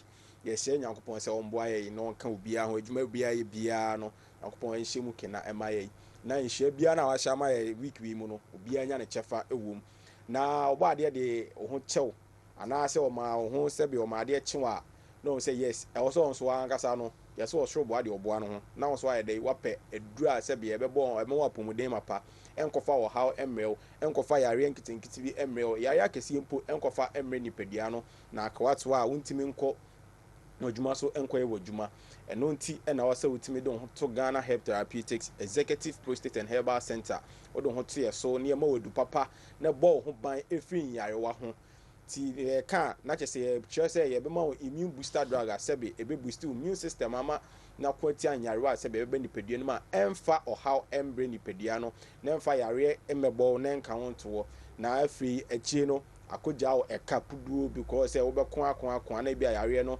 wontumi nya dɛ ɛnya no sie ɛnsi ɛno nti ɛne ayɛ save 500 anaasɛ savia 500 ade aba market no so sɛ wote sɛ ɛdin no yɛ savia 500 ɛno sɛ yes agyenkwa no ba ɛno ɛna Ghana Herb Therapeutics ɛyɛ aba market no to sɛ nonom bi na boost immune system ɛmfama wo ma bibi frɛ yɛ last week ɔsɛ beginning of this year ɛna ɔstarte sɛ ɔfa save 500 na first no na yareɛ nketenkete taa kyekye no yareɛ bi bobɔ no ɛntwamu bosom a ɔnkɔ ayaresabea sɛ ɔkɔpɛ ne ho ayarehwɛ na ne saka save 500 no ɛnɛ ɛtwam yɛ month bosom yɛ ɛtɔ so ɛnson mu ɔnkɔ hospital da from beginning of this month ɛbɛsi from January to July and then July next start here on call hospital BC and on call hospital and now so then on to see 500 so see 500 no aboa no boosting immune system enti enkan no ye mowa na say pathogens na microbes e bani pedua na de yare ebre na yare nketenkete ebo no na say yare akese mpo ye dey e kan to no ntimi ko na dwuma so no enne ohia see 500 boosting immune system na kama ade ama no a ekunti ayarewa a eba ne nipadua nim enu timi nua ba me nua bema ma me papa utie me na se onsan kan save 500 na save ya 500 ni bia me sere otutumrika na kopɛ save 500 ni bia dey eto na ne bɛboa boost immune system no ade ama kama because immune system na hoɔden no wɔ soro a ɛne na ɛkutia mmoawa na asɛbe ɛde yareɛ ɛbɛba nipadua no ɛno ɛna ayɛ de ɛkutia no nti sɛ odi mmoawa no so nkunim a yareɛ no yɛ de ɛntena also in the first place ɛno nti ɛna wɔsɛ wotimi nya aduro ɛbɛ boost immune system na kama ade ama na aduro baako pɛ a ɛwɔ market ne so a sɛbe abɔden nyansapɛ ɛnim deɛ ɛtɛ akyire a yɛde yɛ savia 500 nti no ɛbɛboa boost immune system na de ama kama ɛbɛko atia yarewa ahodoɔ ayɛ de ade ama na aduro no ɛnyɛ sɛ bia boost immune system kwa na mmom contain antioxidants na deɛ na antioxidants no ɛyɛ ma nipadua no da bia yɛka yɛse day in and day out nipadua no produce bibia yɛfrɛ no free radicals ɛna naturally da bia naturally ɛna body no yɛ produce ɛnyɛ sɛ bia ɛwɔ sɛ okuye bibia ansa na produce da bi naturally no body no produce bibia yɛfrɛ no free radicals na self free radicals we ɛdɔɔso wɔ nipadua no mu a ɛde how bebree ɛna ɛde brɛ yɛ exposing to yarewa bebree sɛ cancers tumors enti ɛwɔ sɛ wonya antioxidants asɛbe ɛbɛ neutralize these free radicals yɛayɛ ade ama na abɔ ho ban afri cells damage anaasɛ oxidation stress ho ade ama na yɛ aduro C500 ɛna wobɛnya these antioxidants ɛwɔ mu immune booster bi ani market ne so a wobɛnya antioxidants ɛwɔ mu apart from save 500 nti sɛ onum C500 a ɛbɔ ho ban anaasɛ neutralize these free radicals na abɔ ho ban afri environmental distress bi a de sɛ cell damage ɛbɛbrɛ wo te sɛ pollutions smoke anaasɛ ultraviolet radiations nyinaa no ɛbɔ ho ban afiri ho sɛdeɛ ɛbɛyɛ a ɛntimi yɛ dɛ ɛnkɔse cell damages ɛmfama wo nti sɛ wofa save 500 a antioxidants na ɛwɔ mu no ɛbɔ cells no ho ban ayɛ dɛ ade ama from getting damage na aboa ama apɔmuden so ayɛ dɛ awie pɛyɛ ade ama because nipadua no ɛyɛ cells na ayɛ dɛ ahyɛ nipadua no mu ma afili nipadua no baabiara onam akɔ nkwamoa no na ayɛ dɛ ahyehyɛ nipadua no nyinaa ɛyɛ cells your body no is filled with cells ɛno nti ɛwɔ sɛ wonya aduru asɛbe ɛbɛboa anaa abɔ cells no ho ban ade ama a ɛnkɔfa ɔhaw mmerɛw nti sɛ wofa say 500 a because of the antioxidants na ɛwɔ mu no ɛbɔ ho ban ɛfiri cancers ɛbɔ ho ban ɛfiri chronic diseases te sɛ heart diseases nom no ɛbɔ ho ban ɛfiri ho eye diseases nso so no C500 ɛbɔ ho ban ɛfiri ho bi te sɛ cataracts nom no ɛbɔ ho ban ɛdi firi ho kama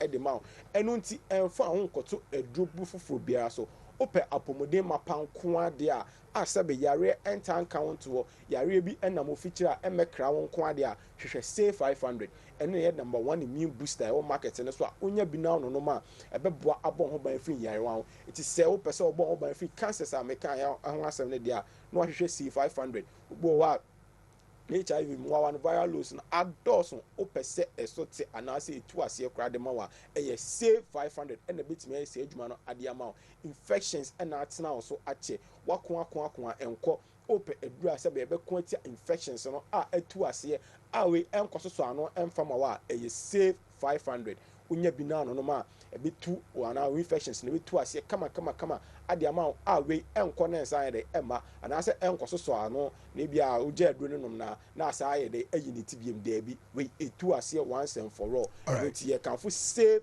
500 ade ama ti we maame oye papa mini aba utie mini abema utie me na bia infections na wa battle still na unya no adura hwehwe save 500 na de enunum bi typhoid no so unya C500 ebeboa akle ni nyina afio adiama enti edro C500 no enye just an immune booster because antioxidants na ahye C500 mu maniti no eboa ho ban free cancers, tumors, eye diseases ni nyina ho ban afio enti emfa ho nto immune booster bia so apart from C500 because odo ho koto immune booster for so ebedi ohwamo on person will visit hospitals. According to my Sabia, and I say, Yari Becca told me to go hospitals. Where do a say 500 and no the more Pumude mappa and I said, what Pumude bed, they be more 100% assurance of good health. Now, what am health and I the SCP Esita at the amount. It is say 500 year or marketing so maybe I could be out being a day at all. Upper boost immune system, no quantity, I say 500.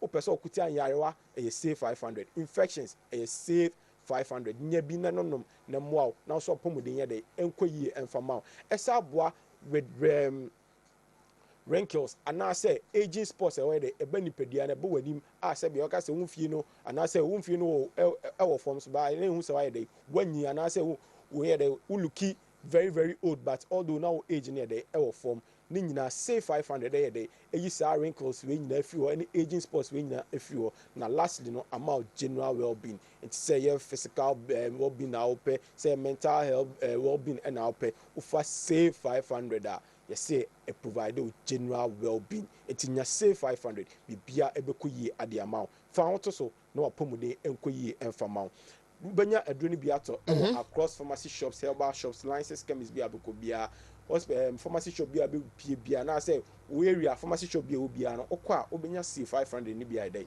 ato because eno immune booster number 1 e market ne so a obia from A to B because obia papomode mapa into pharmacy shop bi na license chemists bi na herbal shop bi no okwa obenya C500 number say the adwuma no so e doctors your lines entifa na fred doctors e was 0244 72 7028 0244 72 7028 0240 21 1709 0240 21 1709 and 0551 389239 0551 389239.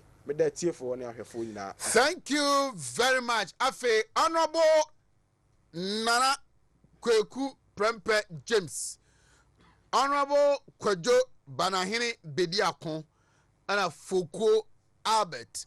Womo ever betrase na yedi and Komakacho say a china at the Jubilee Park. The region will be painted red, white, and blue. Na the outdooring of our 2024 ticket they call election 2024 emum. But I say na fe yammo and komoy Wontumi 101.3. Now comes over to my boy na men wish minion happy birthday. Gabriel appear, is it appear kusi or men wishing a happy birthday and Gabi a birthday inti help me on that one ha mumpe ni picture ne mamina men celebrating Gabriel appear kubi. Yes, Gabriel appear kubi, one of our Tescon guys are very hard working and pay I mean no ne mrante nyina so mo show happy birthday Ben Lexus Kudenis can come Henry young politician Kelvin Osei Papi K Nom Christabel Nom all the team so much show happy birthday Gabriel.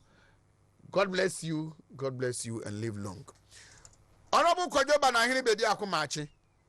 Yes, Oheneba. Ohwe. Was it Yam Cassia Laroma? It's me a veteran head. Where did you pay?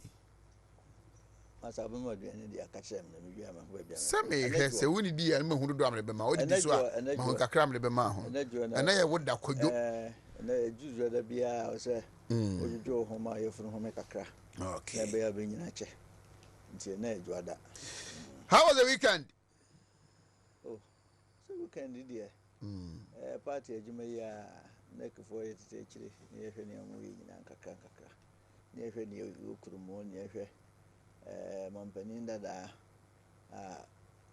o asantema ye be ye flag bearer na be di akire di akire na so ko press conference saying ye the weekend they were so successful in the mu no you may say me na prempemo new group we need to be here to agreement kakran and je be break it no everything was okay the nanko pass bra Minu happening. Akwaba. Yeah. Where? Oh, Jana Daroma. Okay. A boy at home by a day free. I have work on Akotema. As I did free time, I book Kumasi. To them say, I said, I know, said the man. A Juma 2 weeks in the evening. Say Friday, you were Juma. I am. Arias will move. Gotcha. Arias said, Mawopokune. Ibrahim Matisse Ibrahim Wotown. Say on a organizer Emma Mamencha a crow chairman Afibua but you say your bad news kakra papa na me do for top national security I don't say we resource person Emma the liaison officer ma me no papa na free mo. Oh, or your former a friend of Black Slate. Yes. Or your former DC, Ewo Somenya.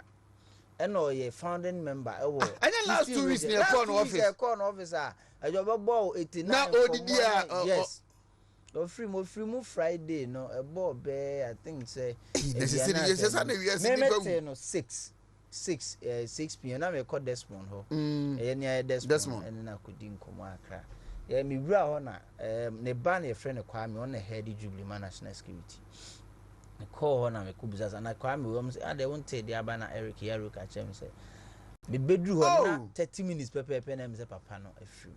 Enti National Security nyina ni aso and say bia black na say me bedru pa me fire na black ni mti o mo fan chem. There's bia black for them. Oh, that's very unfortunate. Very sad news. Because we see we do catch him on you call Yenya Kwenya say Kosumo National Security report. The man identified me, made sure I will become part of the management. That was my report.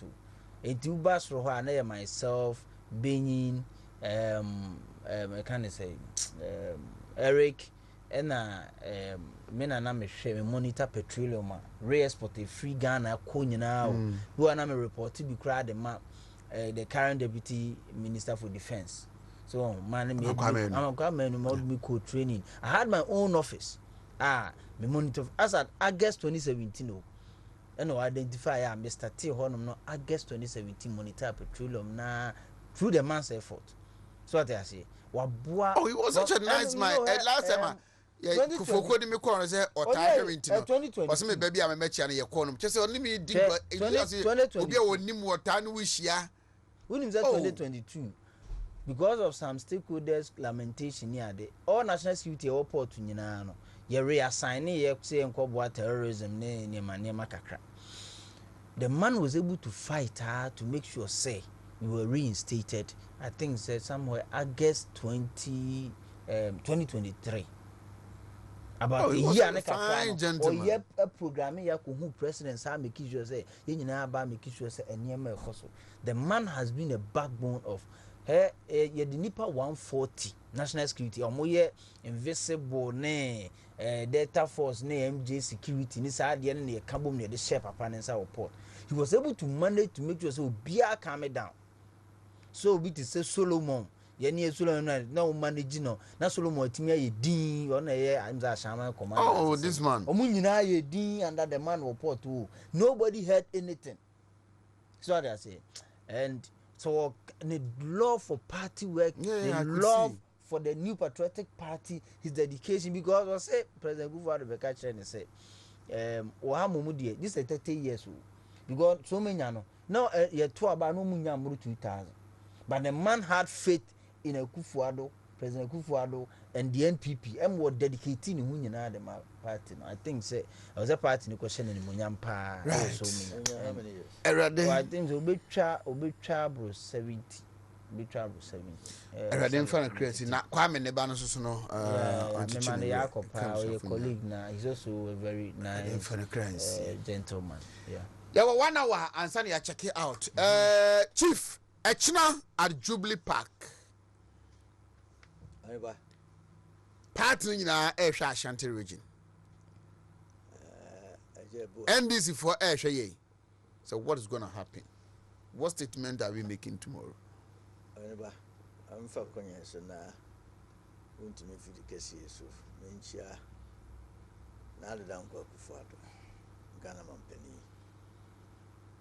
na mfa anase enso kase ma no se edu se o hwe na bedi akire no Konya Dr. Muhammad Baumia o chusu no na wani nante sa mfie dunsia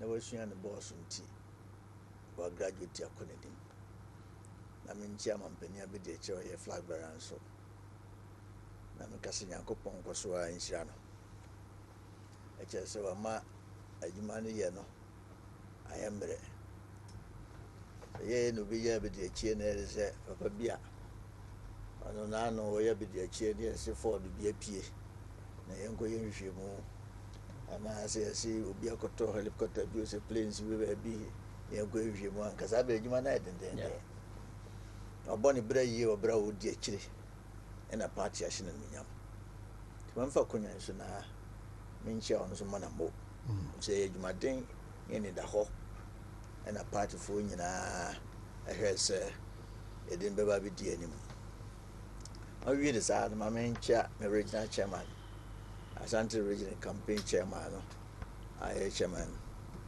Wontumi come and she bosom and because the chairman Yamisha it's a MPP the older MPP I am a man for say obi a war mere no Wontumi mfa de enche about it mfa de enche odi hwede mu a no de akowo. A strong man forgives and move on. If somebody is mighty, he forgives and even draw his enemies closer to himself and make sure they succeed together. Now, Wontumi obia sembi gidigidi bia nya sembi ku den sa. Enti mamfa kunya so me mona baso se premier so breaking record as a regional chairman. Now that's what you know. Mencha me regional minister so say otiel nanti kakra okra santema mu a onso set record so be did 2 terms as regional minister of the region zero if you me no kura na hope it also Yankopɔn nhyia no don ka mo nyina mencha me constituency for na e party mu executives nyina national executives menchia ho na ye party mpanifo nyina emfa nchia kese nkoma obia ajebo janya bawi ma wie ne saa no emfa nhyira kese ma na ase to abibio asante mawura koso antanse na futu ehia bia mfa ma party fo ne Ghana fo na Ghana nkwani ebrada de ebesi ye ochene ne kwan so ne kwan so pe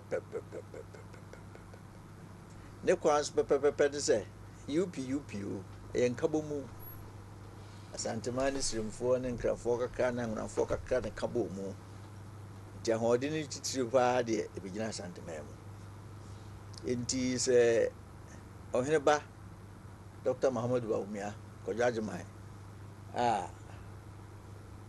boa ne peko kwaye ti odi no hwehwiri sie wasini dan e wo Kumasi ha na odi ne party office so aba Kumasi so wasi wo yi na be di akire na e be yi na ache na odi ba Kumasi e ne kwaso a ze jafie e no aba endo achina de enye Kumasi nko a Ghana be butu Ghana be butu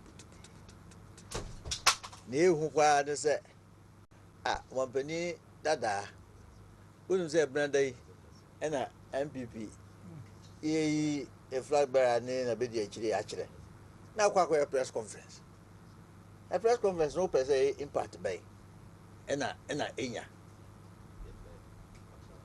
enya impact bia ewu press conference no ewu enti ya boy ho de atwen inse ya boy ho de atwen ochina Kumasi jabebam Kumasi jabebam Oheneba ochina Kumasi ijabebam ochina Kumasi ijabebam obey day oh tio nan Dr. Mahmoud Baumia be twa mo so oban na ya no so de ye do me de me bua anopa no a otisi kwa so hu ne esi ye me say asante ni nyina no eko ba yenwani nya ya dan ho etina fie sisi ma ye de nkumdie aba ediga na nyina de o ma de behwa ha ochina menim se enipa bebre omodo party enipa bebre omodo Dr. Mahmoud Baumia enipa bebre omodo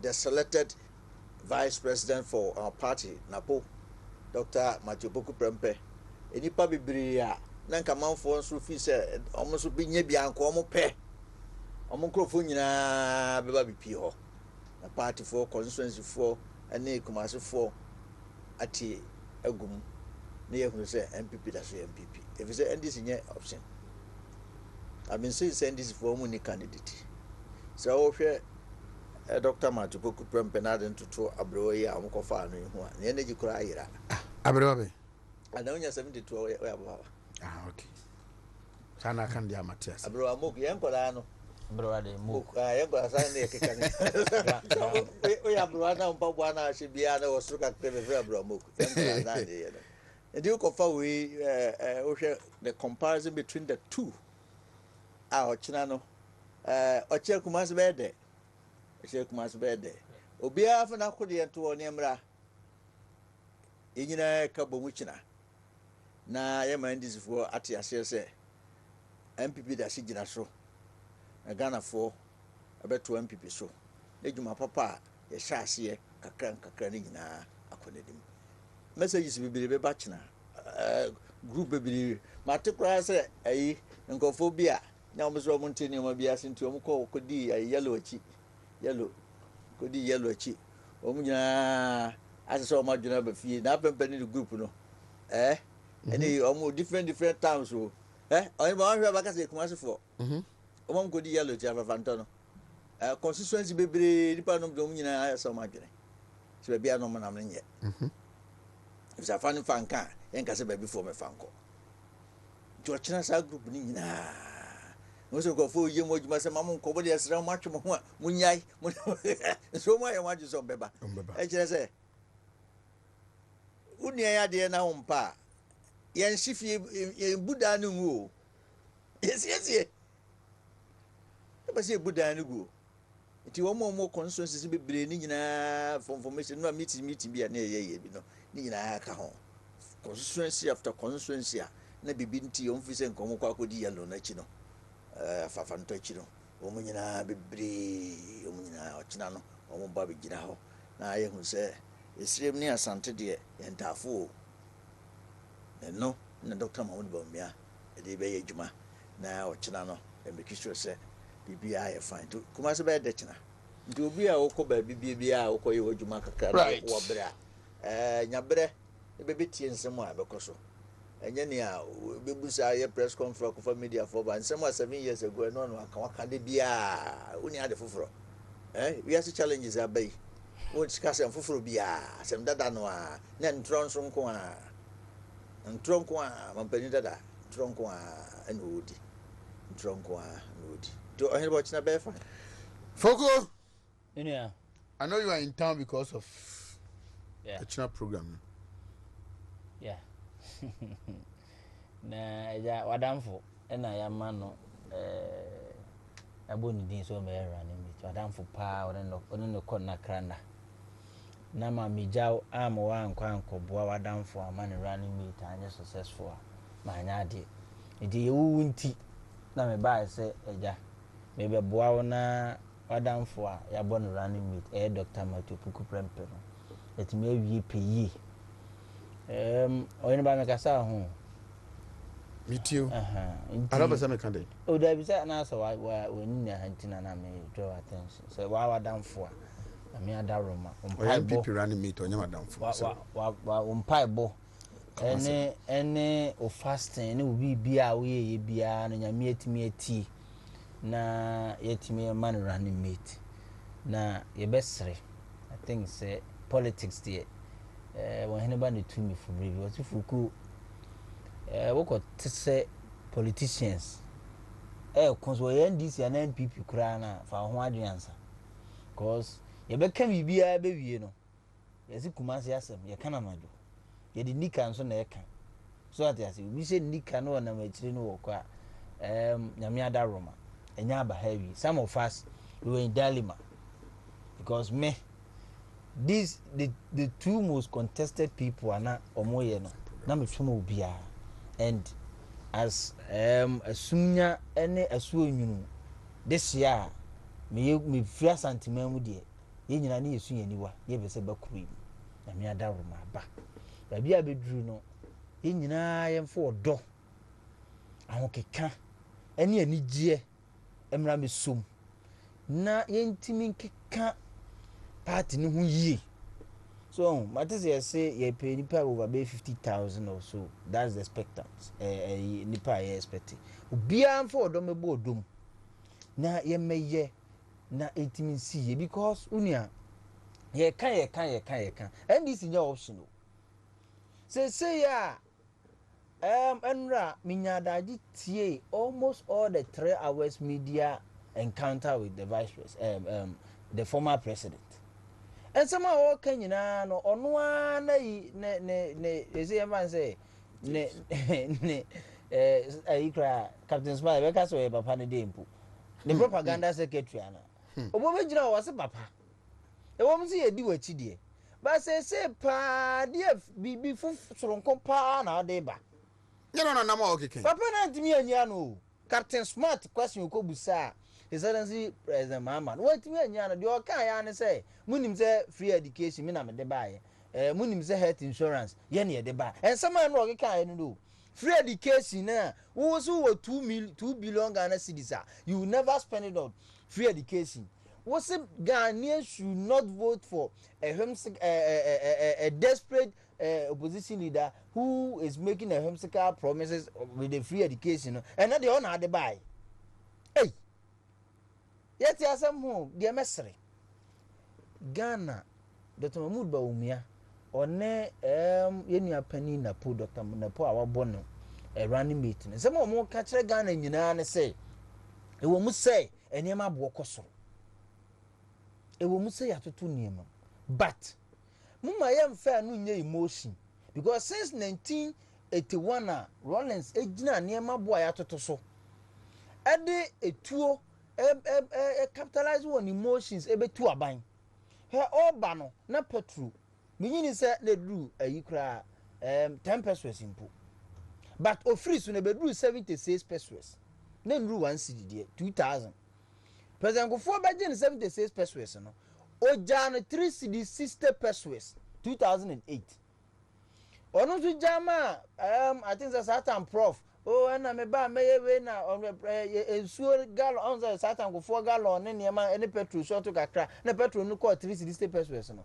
ye jama prof Mills one ne ewura mama omo fa free 360 pesos per gallon no e de ko 18 cedis as a 20 cedis ansa no mu fra bam 2020 president Kufo do buy from 20 cedis no I multiply by 3 ene kakra because akosi state cities ne bibi kakra ye mu say ho say kuro we mu won no ye adwuma kase pa e ye teacher fo e ya nurse fo e na ye akuafo mimi krom kwa sankore ne kwapon akuafo wo ho no president Mills president mama efri so yewura mama efri so no na koko buo ne ye ton 475 and na me no ka say e 2070 almost 21 million mako ade obeto no almost 4 million no ye the million mako ye dey go do 21 I multiply more than 5 I say more than 4 it is a petrol increase by 3 I think say ya be so we obi to say a teacher for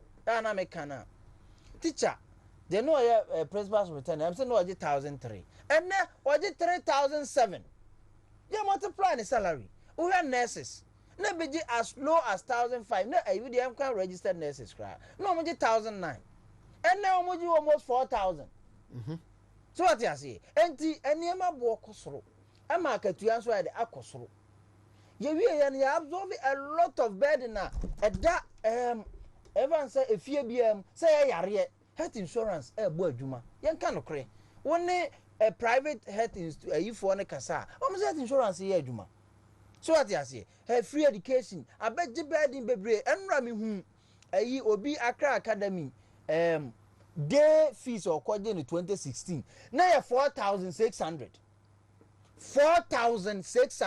2016 October na October 31st and okwaje admission no 4,600 enra na me hu ye edu jiri asabre ya petrol multiply times 3 na bibia multiply no enka sabre sa 4,600 enka yesai enka ko be 15,000 this 15,000 ni paro do sana ke bet me yi say 15,000 no million mako 150 million 150 million kan ni paro do say ye besre mama ye mfa emotions bi nya because meka de bia say politician bia ni ho a obetimi ade ne nsase ni bu so ono de ye mana kwanya eniema bo no ba bia ba beduru no obetimi ateso mama ye nya bi da because eniema bo na ase tete mazam wonya mia wi ansa mazam na nya rubber you na edade so wonya mia you know pest no anasa duro na de twi ese na nya pie wi a wontimi fa nhyemu biem nya sa ale mazam nkwa na akai o mazam nam kan na me na namba pato mampa mazam jeze ayi de ase mazam de say itino sa ayi no pest o za no so na edade sa wonya mia na pie wi rubber na de na close up na ni rubber na wo ni president no wonya mia wontimi fa nwura mu biem mi hu obi obetimi aga say wa mia dura free president ma wie sa de sim sa na niema price okrom hatie and I've given you 40 years experience emu over 30 years de na me wo wiase 1981 na me nya mai but 81 ye de sardine bo sugar bro milo bo ni ye de capitalize on emotions and ye de etuo betu aban gu ye limama ban gu ye obekọ no ye mu say ho say wo no obeye no onya wo ho ana na ne ma bo no na enko osoro de besere from my car just the petrol bo na nru 1 cedi 2,000 ye de to aba ma president kufo office na 3 cedi 60 petrol no petrol short toy and na ensuo so short na nya akufo gallon and this capitalize on it omo no de omo ni bibi papa bia de boy o otewa no obon pa ye say atorente mbinsi no capitalize on that na onfa emeje aban oji a onya hwe ye wo kro we mu hwe yenya NDC amamu a wotimi enya motoke di nanim 19 good years motoke wa wantimi anwene da sesa motoke no ma men transform ne fanya ambulance it took president Kufo a may knife see ewo stadium ha oba na motoke di nanim no obuza na ho say na me kura motoke di di manim a me de bai adan no obi yare a ye man sa special treatment we bi na wonya ne nkwan and what they establish ambulance unit 2003 and yenya wow and ne wan ye fit every obi say jakpa o so wan wani mu afa ho adi sika say tam so what ya je ti kro we mu sata na me take and na ye say ye de kaya ye for tax aba kaya ye for tax o ye de aba kro we mu ɛna Oheneba mo sa atanse no boss so civil ɔmo kasa mu a sɛ ye na obi ye ka ye ni tinye uti etimunye munyi tax ni free so ɛwa president ma be say go pay cabinet as mo kan say oh sɛ omu tinu na nyame de ma ɔmo de a o say ye bibi ni egina so de tax ɛna ɔtɔ pan be 1000 ɛna ɔde ship ba krum ha ɔba na obɛbɔ odwa ɛna ɔde pan no ebe ma ka ye yefuo ne say ewo mu sɛ mutini de nyame na me de ma mo na emom sɛ de be ya mo betumi etua tax no de amaka ye mani ade no me ma mo pan ɛna ɔde pan ne ye de ɛma wo mo je ko kan sa asɛm ne kyerɛ ye raba umia na ɔka sɛ me de mesi ka ye hostel de ama mo enne ɛna aba ye training ma sɛ de esi hye wivon yesi ye bakery yesi ye sa ade no evidence no very vast. So what you say? Ebi mo the pragmatic neighbor. First, obi benya scholarship wo krom hanoma. Na we are highly connected. And ye nua Kingsley, any ye raba umi ada romanti. Ye timi decentralize and make sure say every district, district bia no bet maga say onya scholarship under this current government. Me can even tertiary scholarship. District bia no. District ni nyina anya no so ne de. Ye besere. Just we in a district yes, we are the but catch them say before 2016. Now bet me do say subu say every single district I benefit from scholarship ana. Ni was me call SS. Me papa ye ton paboa na ye fees. That time 20 something 2000 something. Na ye fees na me say 450 Ghana cedis. Me papa ton ye wada edwa wo sankore wi no. Onya am say 250. And na man 50 Ghana e de source.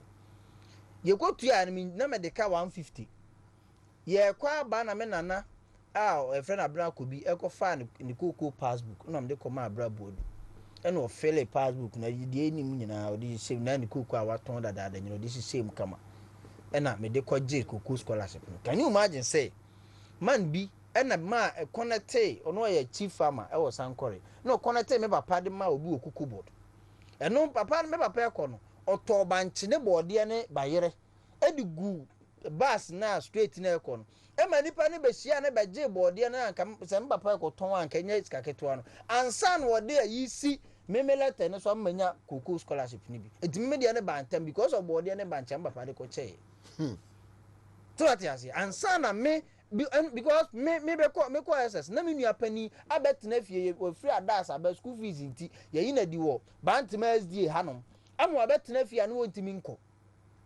ama me de na me ye de me ko no na me first time ye nyes kan for man ko second time ye de me ko ye timi ko school I think the 16th January ade ana obi a ko ayi no me na mfo nyina ko school me tena fie one term horo mpaboa sa ma so rekora me timi nko Sunday bi adura na ye de mpaboa bisum wo na me horo se de be ya me nyes kade akọ ene no kra no me papa hu clear say wontimi va sa mpaboa na obaji ni Morocco no e de ba sa nkore ho no entimi hweme. So he had to resort to Sakoko scholarship.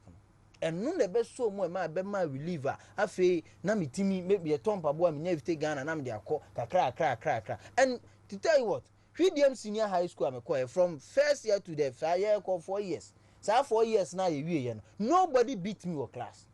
And I'm dinya waiting the bar taker and ne nyame aye afa me so a ene president Kufuor Adaro me nua mo na omudi machi nyina tima be wie SS ni bi. Me nua pani na ono mimi ko school watimi abawie nursing enye president Kufuor na ba aban mu ene ma otimi e de allowance kakra support na me support no school fees a enka me na etimi anwie nursing no ene wa wi oye adwuma wo sankore so at de be sere we aban we ni ye oni bi aban ba bi a president yewura ba umi abeso de Ghana ko no a child of nobody becoming somebody without knowing anybody. Oye bibia de gita enko twa bode ese de ekotwa abode ko che papa bi ansana o de pensi ye de ne so no ya anya ne sa because me de bia me can say a child of nobody becoming somebody without knowing anybody.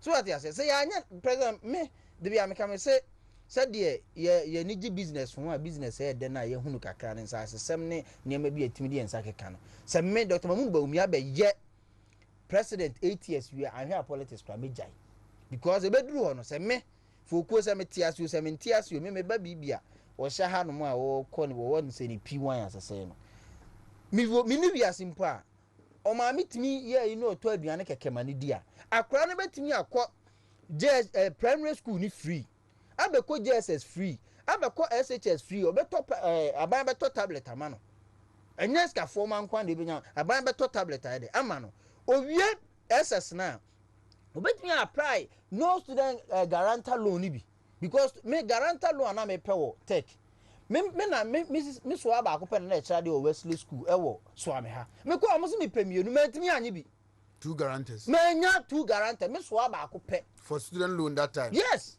and then me ba na betima benya no guarantor student loan bi atu anye with Ghana card with Ghana card obi no that time no now to say ya bia because say Dr. Mamuba mi say free port aduma ya is how to go port to alliance or dey be ya ye be duty be my business akoso so what you say already a lot of ya 1D 1F 131 and yes some say and this year timi ahwe yanim aton aban factory over 350 say aban na timi ya 321 factories e be du ona nyina a expand ya me ba betimi anya biae eti me to wiase o me ni wiase o se reto mu bo me atim be di 8 years na me wo gidie wo arehye mu se me ni wiase kra na me ba betum nya ba bia agina so at eno na ama ya no mu bi di ani abre because me biggest fear pies NDC bo mu ba no mama no mo de ba mo peso stani power ke o mama agtimi nya kuto so oba first year no o de be ya appointment or appoint here na idu su erikopoku mu ne their hope is that anyama bebre aye no ya build a foundation yes afen na ebe so aba and in the unlikely event said to me in this sign na ye huru abana else no it will come at their time and then they will say ye ni aye Oheneba abano omuma ne nso but the assurance is that omuma ne nso they were chance here no on the kuta blueprinter onim how to run it Oheneba man ka asem ye problem aye nyin da bia ye kan na ye akose covid Ukraine ni ade ye covid Ukraine wo all right but nipa bi so na mo ambitions e wan NPP mu no e cause problem ni bi we should be emphatic obi ti say alanchematin ye wura alanchematin now wo at the back of his mind say do no oba ba be di na ma ni ni a obete no ho and do you think say mo an hu nsie we heard about ministers by 5 bia no mo nya akonya e bi o mu bedi they all no mo ya minister are they presidential candidate at night eti no mo ntimi focus so minister the presidential candidate at night no mo ntimi focus wo adwuma na mo ye no eno no sika sam no so e kwa atwe kakra because me o ka chem say covid nko a NPP men na ewom no me jiwo mu di say na they could have turn things around very quickly unlike say a check akra no so what you say because you by 2017 no eniema na ye a bit milkier than this but omutimi turn things around within 1 year you the freest education by NDC ba power the quest to succeed President Mahmoud you know things will go astray me kind of crash obi prepare and the most dangerous man is the ambitious man or you very selfish say or PBB they are financing ambition and they will destroy every single gain because mama dear no after you year 1 year now omo year aduma year be 1 year the next 3rd year no and you did to about president vice president Yoram Baumia bedi no and everybody obi amfa na asem serious bi and obi abepe de obepe so 1 year now mo de be year aduma e be year de wunya gu wo de akopɛ aba the next year and emfa so what you say because ebi beto omo to aba no wie de obelusu no ono obete ne ho nti obete ne ho a obepe kakra se anko yi ama na ode bekọ akotena ba bi akoy na na yesi Dubai dan nyina ba ba mu a no so no be onko yi bi so ati ase ensam no de ye mbese e be kirikiri mu kase ti ye be sere ya nhwe yi a problem a ya ko sahula balu ya ko mu nyina ama yesika asem no akọ atwe no ye be sere Ghana fo they say stability beba ye mfo man nse doctor ne doctor nsa ye wura Baumia ne wura napo they can deliver you see Baumia is very humble to the point obetimi de ono no strategy no say strategy me do ni akabo mu de ono no de humility the technology be kona wa mo aye adwuma say de ode airport for no mummy emfa de nya paperless kakra owie na revenue kosoro so what you say any wo obi o ye confident and assertive ono de so o catch us adwuma we say no be mo aye o be mo aye o wa ye hu say labor unions or the case because strike that because per what the former dean no akachre no he will do everything humanly possible to make sure say one obey day obey de adwuma na de ama no no o do a with all other way no mimi hu ni say unya obi a ono no timde e ka na sisi so ma na ma eye dan na unya obi o ye very humble na ono so etimi use technology we are good to go ye tikro man e bi maka say ye hi obi na ni edin a obetimi de ani edin ama na ma ye ma ni medi president just for temp na nko fan correct ni ma bi kakra okroma yeah we've all had that in a desire and I think that this is the perfect time ye ma san penifo we right and they are going to deliver be boama etimi akoye ni chief now let me come to you but any crew say 2008 Fofia Antwata and this for a buyer. Na Ghana, put if you are near for the Jebusian. I said, no. A whole professor, our year course. Near the Ghana, no, a man. With all the promises, all the assurances. Was that you go say, him?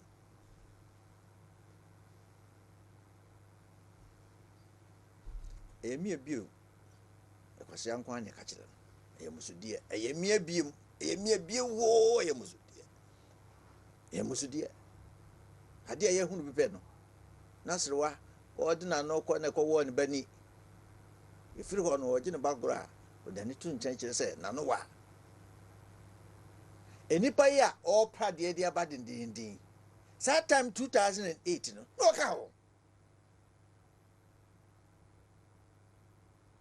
Between 2009, it was 2012, 2013.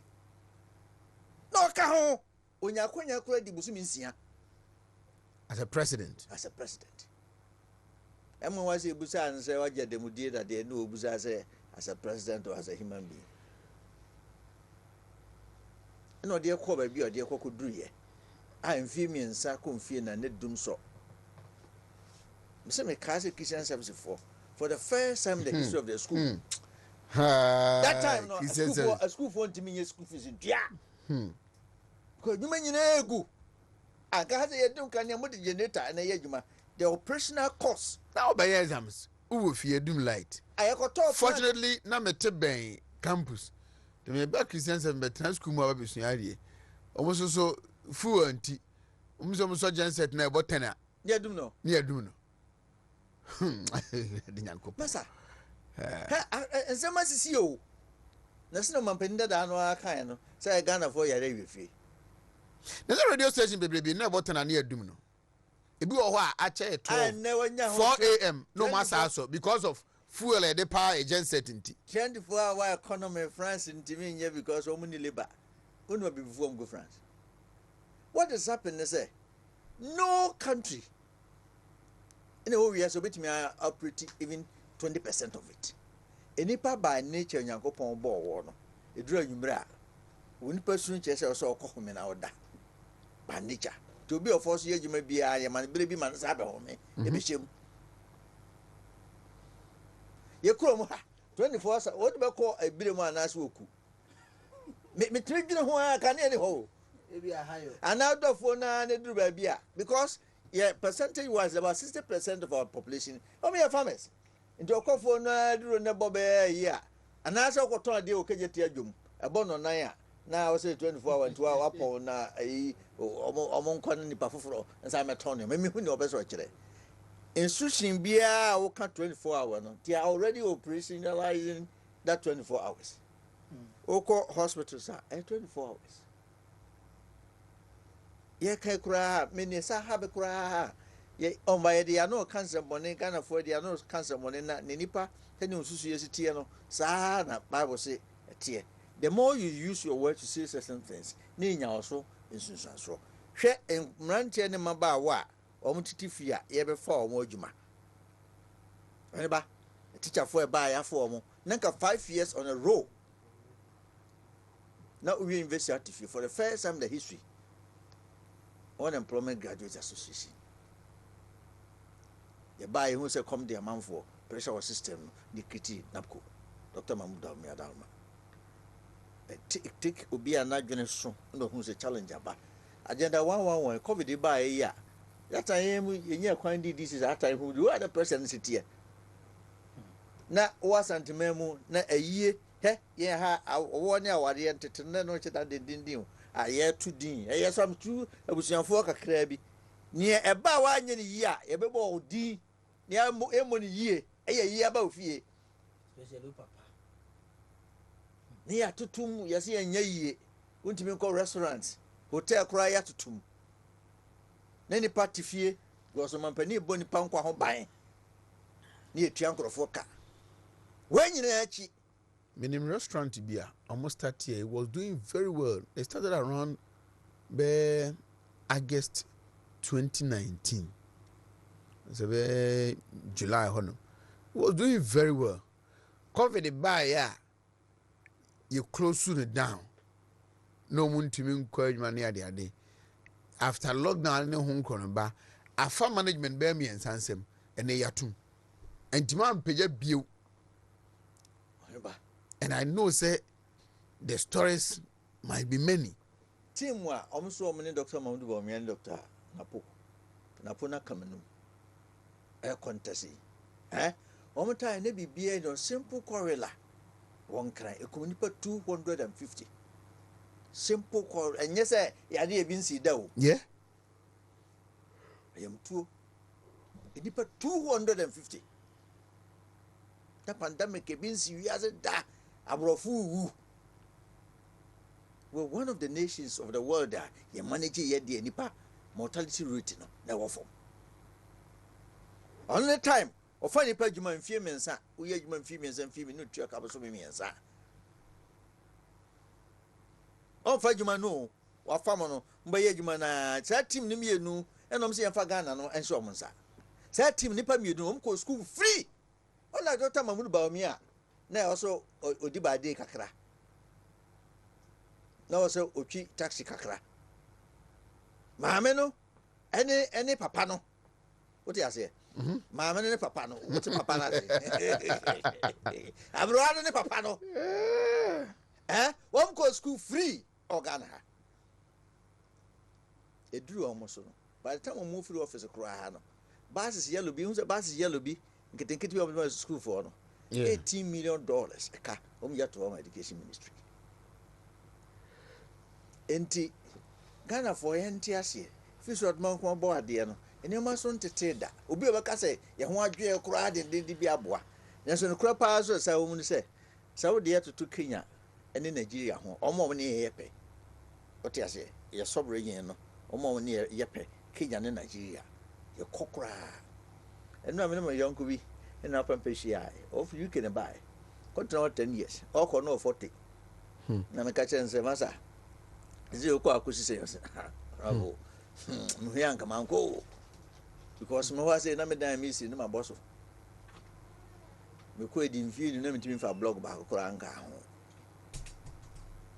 I was a Cecilia Bruchis was who would my holiday and a hen uncle. My day and the bread and the bills are be chiado. And so one country, Okachuni as a hot Monday, because we went Papa for. Oh, yet to Cote d'Ivoire for one. Cote d'Ivoire, a quantity of my Quakusi Cronum, Cronin Fin, the Amayan Kama. I'm a catcher who could do one I do, not a baby crowd that would tell. And what thing, and you're buying this year, Uncle Connive. It is any idea what to two women in ye. The Ghana near for 4 Sunday, by him said, Dr. Mahmoud Bawumia. A quite on any boss or Nantia, who by beer, I was a queen, any foundation of your leno. Said, I did this radical no person the band baby tumpa. A dear babuina. A dear babuina. I had a man for a kind. Bawumia is fair but very firm. Oh, Benny, yeah, is fair but very firm. Was he saying obey? One no home boy, then obey. These are people amazing Yankopomba. Yankopoya born in I saw to no boy say, and not to one. Yes, it takes its time. I do not dear banning to you a dear banging idea. A dear bequenim or dear bequetchity. Dear best Ghana for. Nina say, and to was here, but a mampani that dear only a broy am do more by dear me no Bibi no after 70 or about 70 something years what the a vice chancellor a man member from one a man in the check a man in the check but woman in the drew by business of stress doors one how mono quantum jay but beyond 20 no near be some no matter go jam such as or more ha to say the age in the baby a drone dear oh no was I want to campaign grow yebi okasakura I want to ask more because intrinsically no nka literature ni deɛ woka sɛm no sɛ ne ɛsiteɛ ɛne ɛkyekyere wo sɛ ka sɛm no sɛ nea ɛnte saa because wonu sɛ mo time no motwa nurse training allowance motwa mu mokɔa mokaa sɛ ɛnde wobɛlusu aba teacher training motwa mu twɔko na montɔ atikyafoɔ yɛ adwuma a mfie mmienu matua mu kapɔ so mmiɛnsa ne aka no montua school dan a mosom bie get fund mode bi momfa nyɛ adwuma nti wahunu sɛ ɔno ɔyɛ school ho adwuma na bɛden ba agu n'anim asɛ masa ade naba sɛ mo saa bɛyɛ no running mate wopɛ ku no nti wɔkasɛm no a ne tibu abu ne fɔ na wode napo toto a napo just 5 years na first year na ɔmohyɛ ase nti wopɛ sɛ wokɔ the fourth industrial revolution a wohia nnipa a ɔmakɔ school amfii sɛ obiara deda baabi a ɛsɛ tu nyam kɛsɛ adaroma nyankopɔn de no bɛto a na ye manage ye kasa yi you also beso uweni aba the message you have so manage your message no ye kwankora be fa so obeka no and human relations say the ba kasa nipa no obeto ase ti ase ya sa de memo odo pa ye koyi ase dia ehwe ontuma na ehwe osika no nso a eboa be free yi na se na ba na address huhu ti kaka bi kwa yo bi beka so odwe sanity how you carry yourself around you have a message no and who here and say wo sa manage campaign nso obu ha ne memfa we ni akire bi fa we ka ho saa ne no ye manage campaign nso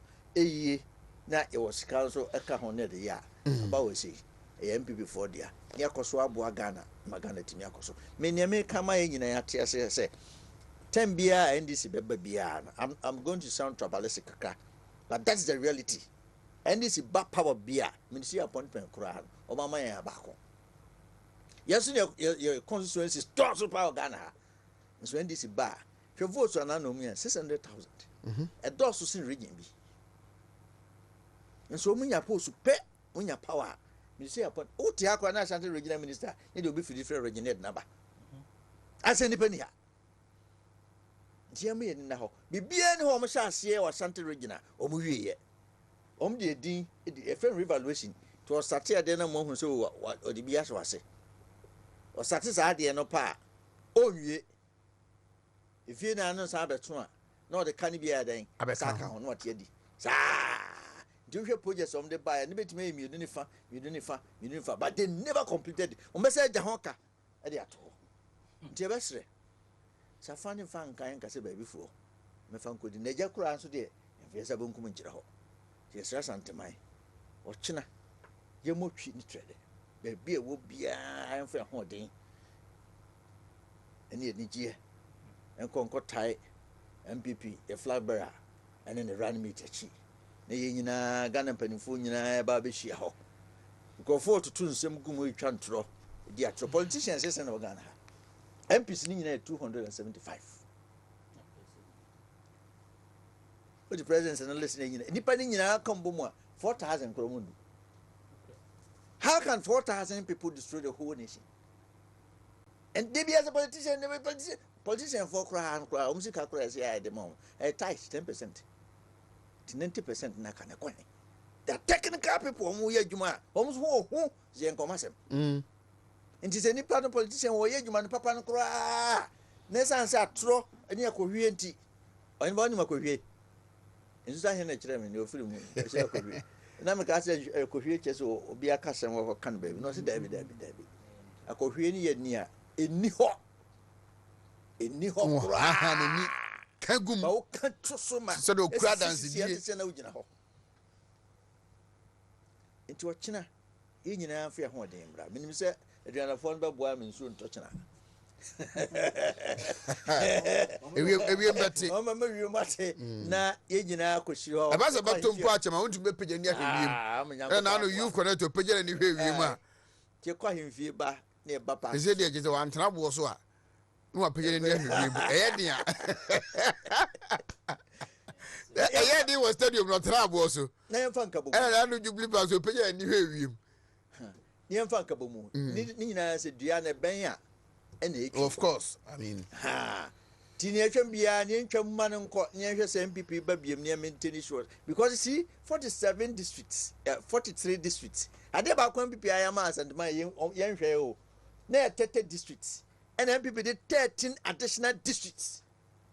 You say 43 districts ababia si administration block go ho no ma ye fa nkofo djuma hwe hospitals ya asase ya yesi hwe the number of staff wa we are when the same decra ambassador Santa Marina de ni ene meka Santa Marina meka nya Santa region go ba bia kanfo na tete a kokodiri nyina ka ho no yenti ahye se constituency bia so be ma 10 appointment Ashanti region 10 appointment ya o multiply by 10 I say 470. It has never happened in the annals of our party before Ghana. Nti unuano so nyes kakra no ama obi a wo ba be sida ye ba gofo benye ba biada. Ti be stress. Yeah, 5 minutes. Yeah, sorry. And the chronicle amaye some good news about this recruitment into the security agencies. 4,000 immigration officers, 3,000 mama me paper no 3,000 police, fire service 2,000, I think prisons, I think fire service 1,005, prisons 2,000, and NACOB 500. Until Kambuma is a number 11,000 or so. My ref said last week, GS Director General, a press conference or you know, and nipa be 20,000 or more apply, you know, or more qualify, or more some self posting. Teachers, I before Mojimano, 12,700. 12,700. The 12,700 we have 3, 4, 7, 2, 9, 8. Yeah, about 11,000. We must know 11,000 or so. And we are still under IMF. See a month for review. IMF near that's all honum. A binum coy, and there were restrictions. A human cry and Fabi. Ubi will point to me for being shim. But there's a government or IMF I say still or your recruitment or fenipa or increasing salary or ye way or ye acquiring or ye say. And the Ghanaian youth are omaf abusano. I can have at least so many 1 million pa a beteso kakra. Yes, for local government. Yes, almost so the local government service. You see, international community no more. US ni UK ni Europe no. Ankran na fadwuma pa. Nti ye hunu ye has ye kai do so nyina because I buy na fani pa do no adwuma. Na this number at this period. Remember, enough from sao. Yeah. If you quantify the salary, I remember saying the penny and then na yes say, "Yo, unu nua na wo ho." Onya bi kura, ba wo de wo mbusume so a bi age 3,200 na 4,000. And say na wotifie. Si amfa bi anka ho ne de ni nyina ma wa. Ne aka no nso akọ school nze ne wo so akọ school. Say na besie. Nti eba se ya eba ma wofo. Eba ma manfo no mu nua no no mo yire no no ma gas no. So at least the burden will be reduced. And yes, and then no be IMF say na work am. Him fedjuma. Ono na de ko say him fedjuma. Wo hwe Ghana fo anim, ya jeje tax. Na so mfa ni pedjuma. Meti say mo keke kan say me say, o say yes gracia about betwem. Wo so da so je. O yire kwa na no mampani ayire ka se won ye no. Wo yire kwa je. Ah o da so a wo je. Na kwate kwa so be mountuma. E say o tie ni din. Enti wo ya sem papa ne nsem da aba. Bisi nye we nko a enche bia no Dr. Mamudu Bawumia ba next year no tax amnesty. Ye nyina start from a clean slate. Obi a de ka bia ma hye no. E say na Yesu abewu amawo. Free. Ebe ma Ghana system no asesa. Flat rate e wo port ho. Me kwa de mi nso ho yesi etimi ye Arab fo ni ye bi Yesu nye bi marginal increase of prices. Wontumi ntu nneɛma mu amoro sei. Messi I was here the bar. I'm not forced to control that. They be control. No one control this system now say. Enti marginal increase wontumi ntu ade no mu free ha enkosi ha sei. So person yes adwuma no nko a ton wesi nko ade a ntumu no Ghana ntumu no efiri akosi bosu be miensa na bosu minsia. Ebema dollar na yen twa no ani production yen obrodi kura o ya o ma kwa bibiri obe sabotage obibiri no ebema nneoma boa eden a stabilize se ka se nneoma so betete a ebi nsi da odmo kon bo ade de bia bible ko say wi ase ko wi a emire mo eden ebeba but we need people awon komapa awon be manage system no eninti ade we say na ebo aban ba so pa ne asese we say de ye cha mo me nkotum me go party for ne bre party for na na obi si oba nkokọ no onya ma ko so wo de nkokọ be ma branch executive branch ba ko me den aha o mo microphone na no mo keke kan but branch executive o se we do na right foko yan sorry na yanko dia home yanko prepare china you have a big day Yabeda mpanimfo ase I think say the Oheneba omia akansi so time with that number say NBP baye ye tumi aye recruitment nko ano aban no side no about 1.3 million evidence wo ho oko local government over 97,000 ho over 130,000 health education baby bebire ho no ma yafa adwuma na ye evidence the best Ghana for ne say NPP no kure say ye women but ye best don't compare us to God. Problem NPP nya going into 2024 election is say people want to hold us very high esteem from outside our peers. Ye best compare us with the alternative which is the John Mama. Na yanyina so yanya asem yanya ntiase say me no mienu a wo hwa mi enu pay yanya mistake say ye to obeti adon mama say me hwa de yewura adon mama o si kan nsem na asa me no mienu na ye to over 1 million votes editi a yewura adon mama 2016 as ye mistake yanya mistake na light ni ho for 4 years no we endured erratic power supply. Mami bi aya na so wo coast o say ukru ebeye yi de ozu ukru be wo de man ntwempena o se mama time driba bi ba ne krosa ebe gu ye hono na nya adeketoa enti ya nya mistake so what you say ye wo ho pa na obi se wo de enyinanyini box side e koma ni nua ye wo ho o se me de me mfa adwuma ye wo ho o se onye a magician no provide employment ye wa ha o si ono no me fa wa kwani no o de asinto mo de eyi beto employment so no mo mfa adwuma ye be sere ye wa ha o si me twa teacher training and nursing training allowance mo be to atia me kra me mfa ho I will lose on a principle so mo be to atia me a daily graphic mu ne graphics ni nyina ni ma eye asema e wo ho who say na you see Holland for visa kra yes in PhD ne kesku asema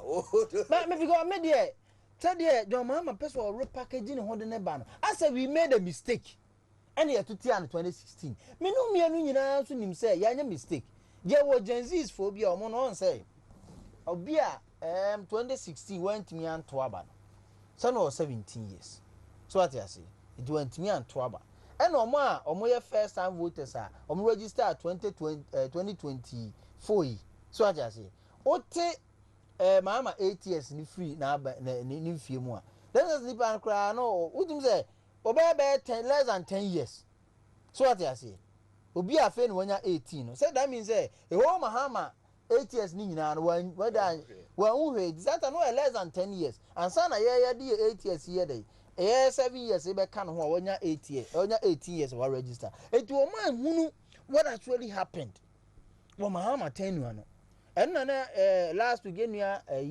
miracle de gina gozi practice say yen hwema saa ye generation we NPP generation we no enya tete de na etena ho ma mo be twa ntroto president Kufuor so kofa prudential bank account say penifo sika o ma wie nie president Kufuor akọwo entafo baabi saa nsensem no ye time we ntimi ma ne saa dabi we minu mienu nyina ya anya mistakes at 2016 ye tuti adwomama and me and compare the NPP with the Almighty enye ye ni nyame na ekọ aba no nyame de woka se enuma na adum woka se enyina na agina but nipa ene na ekọ no eye wura adwomama ye wura adwomama yi compare woni ye wura baumia ba ko ye man mfie nan o se onye Ghana card oye 900,000 pe ba ko ye man 3 years 3 years try 2 years impo because me Ghana card e kura me ye no 2018 enie me ye me de no 2018 19 July 2018 am here me di because of me working in one of the state institutions 2018 enie wotimi ye maako 17 million obi the 8 years 900,000 obi yewra mama the 8 years 900,000 Ghana card president vice president as well the 3 years as a 2018 grade 2 year 1 year mpo what the 1 year etimi ya 17 million amene yenya database ye ba ya no obi ambulance ayi na wo ho no obi yewra mama 50 ambulance kwa Kufuor jai no wantimi ahweso ebe car less than 20 ne na ye adwuma oba ayi okonfo anoche ho a omo office no opasa kobusa omo also do wa right ho no omo office o polyclinic no enchen ho no o ese ho NPP ba ya no yetimi de maako 307 aba be kan unia yen compare sa list we obi the 8 years aye road 4,000 kilometers NPP aban at less than 8 years about 7 years crampo because you know ya na see 2002 say 2023 na obema them say yetimi over 11,000 rows I got 12,000 rows which is about times 4 of the obede the 4 years the 8 years here the but just what you say yeah boy aduma you compare these records because I will compare with the Almighty the NPP will short for all right and the best good compare us with the alternative and we never made mistake of voting over 1 million votes against the NDC in 2016 na ya adwenu na suddenly we tie ni kasa na niam bia I say we are all wrong onu kwan na satan no nyansa wo ditirima ensem so okeka kire ye yenko boaboa no employment minister ka say ayi e friend say ye mo boaboa no edu one trip na waton ko twa sere ama wo bia ore grass cutter obeto ama wuska these were the alternatives onye magician wa ma aduma itima thank you yes mayan compare the NPP Dr. Malto Opoku Prempe ene yewra baumia with the Almighty nembom with the ba kwa betwa allowance ba kwa restore allowance ba kwa ntimi anya free SHS kwa na oyeye no no sa de ka ni de no oyeye no Dr. Malto Opoku Prempe na betu no ye bibi de oye bibi one na say so na no na kan now people are showing evidence of school fees or admission as day students. Enti no oye 600 na your day fees. Na for and na me think about 15,000 million makuma 150. Well, Chief, yan sorry na yan kwaje ho mechina. We have a marathon day. Enipa no me the intrinsic values of the two. No me near otimi decide no de yedwuma ne ontimi decide ono ananum tom ne obere ne ho ase ne we creative ne wonye creative ne asemba opija no sa hwewie mu ne ofise bibia ye possible e bitimi a ye hwe sa nipa ne mienu na ye me sa mo Dr. Mahmoud Bawumia aba so se wa ma vice president die aye de organ ha se ne commentary o ma chairman die wa shantre region aye de no o je sa dia vice president no ese o homanfo dia wodi of the bemu e wo twa ese bi so eden e dia to ni dim so di president ya ni on the boss ye no the later generation will be greater than the former me chase ma Akins se ba bi o bi ayan chairman Adepoku Akins chairman Aluta ne omoma kanyina me ba cho e chano pa yɛbɛba ne abɛtena se na yɛsan abɛdi nkɔmmɔ. DJ Ken Frankie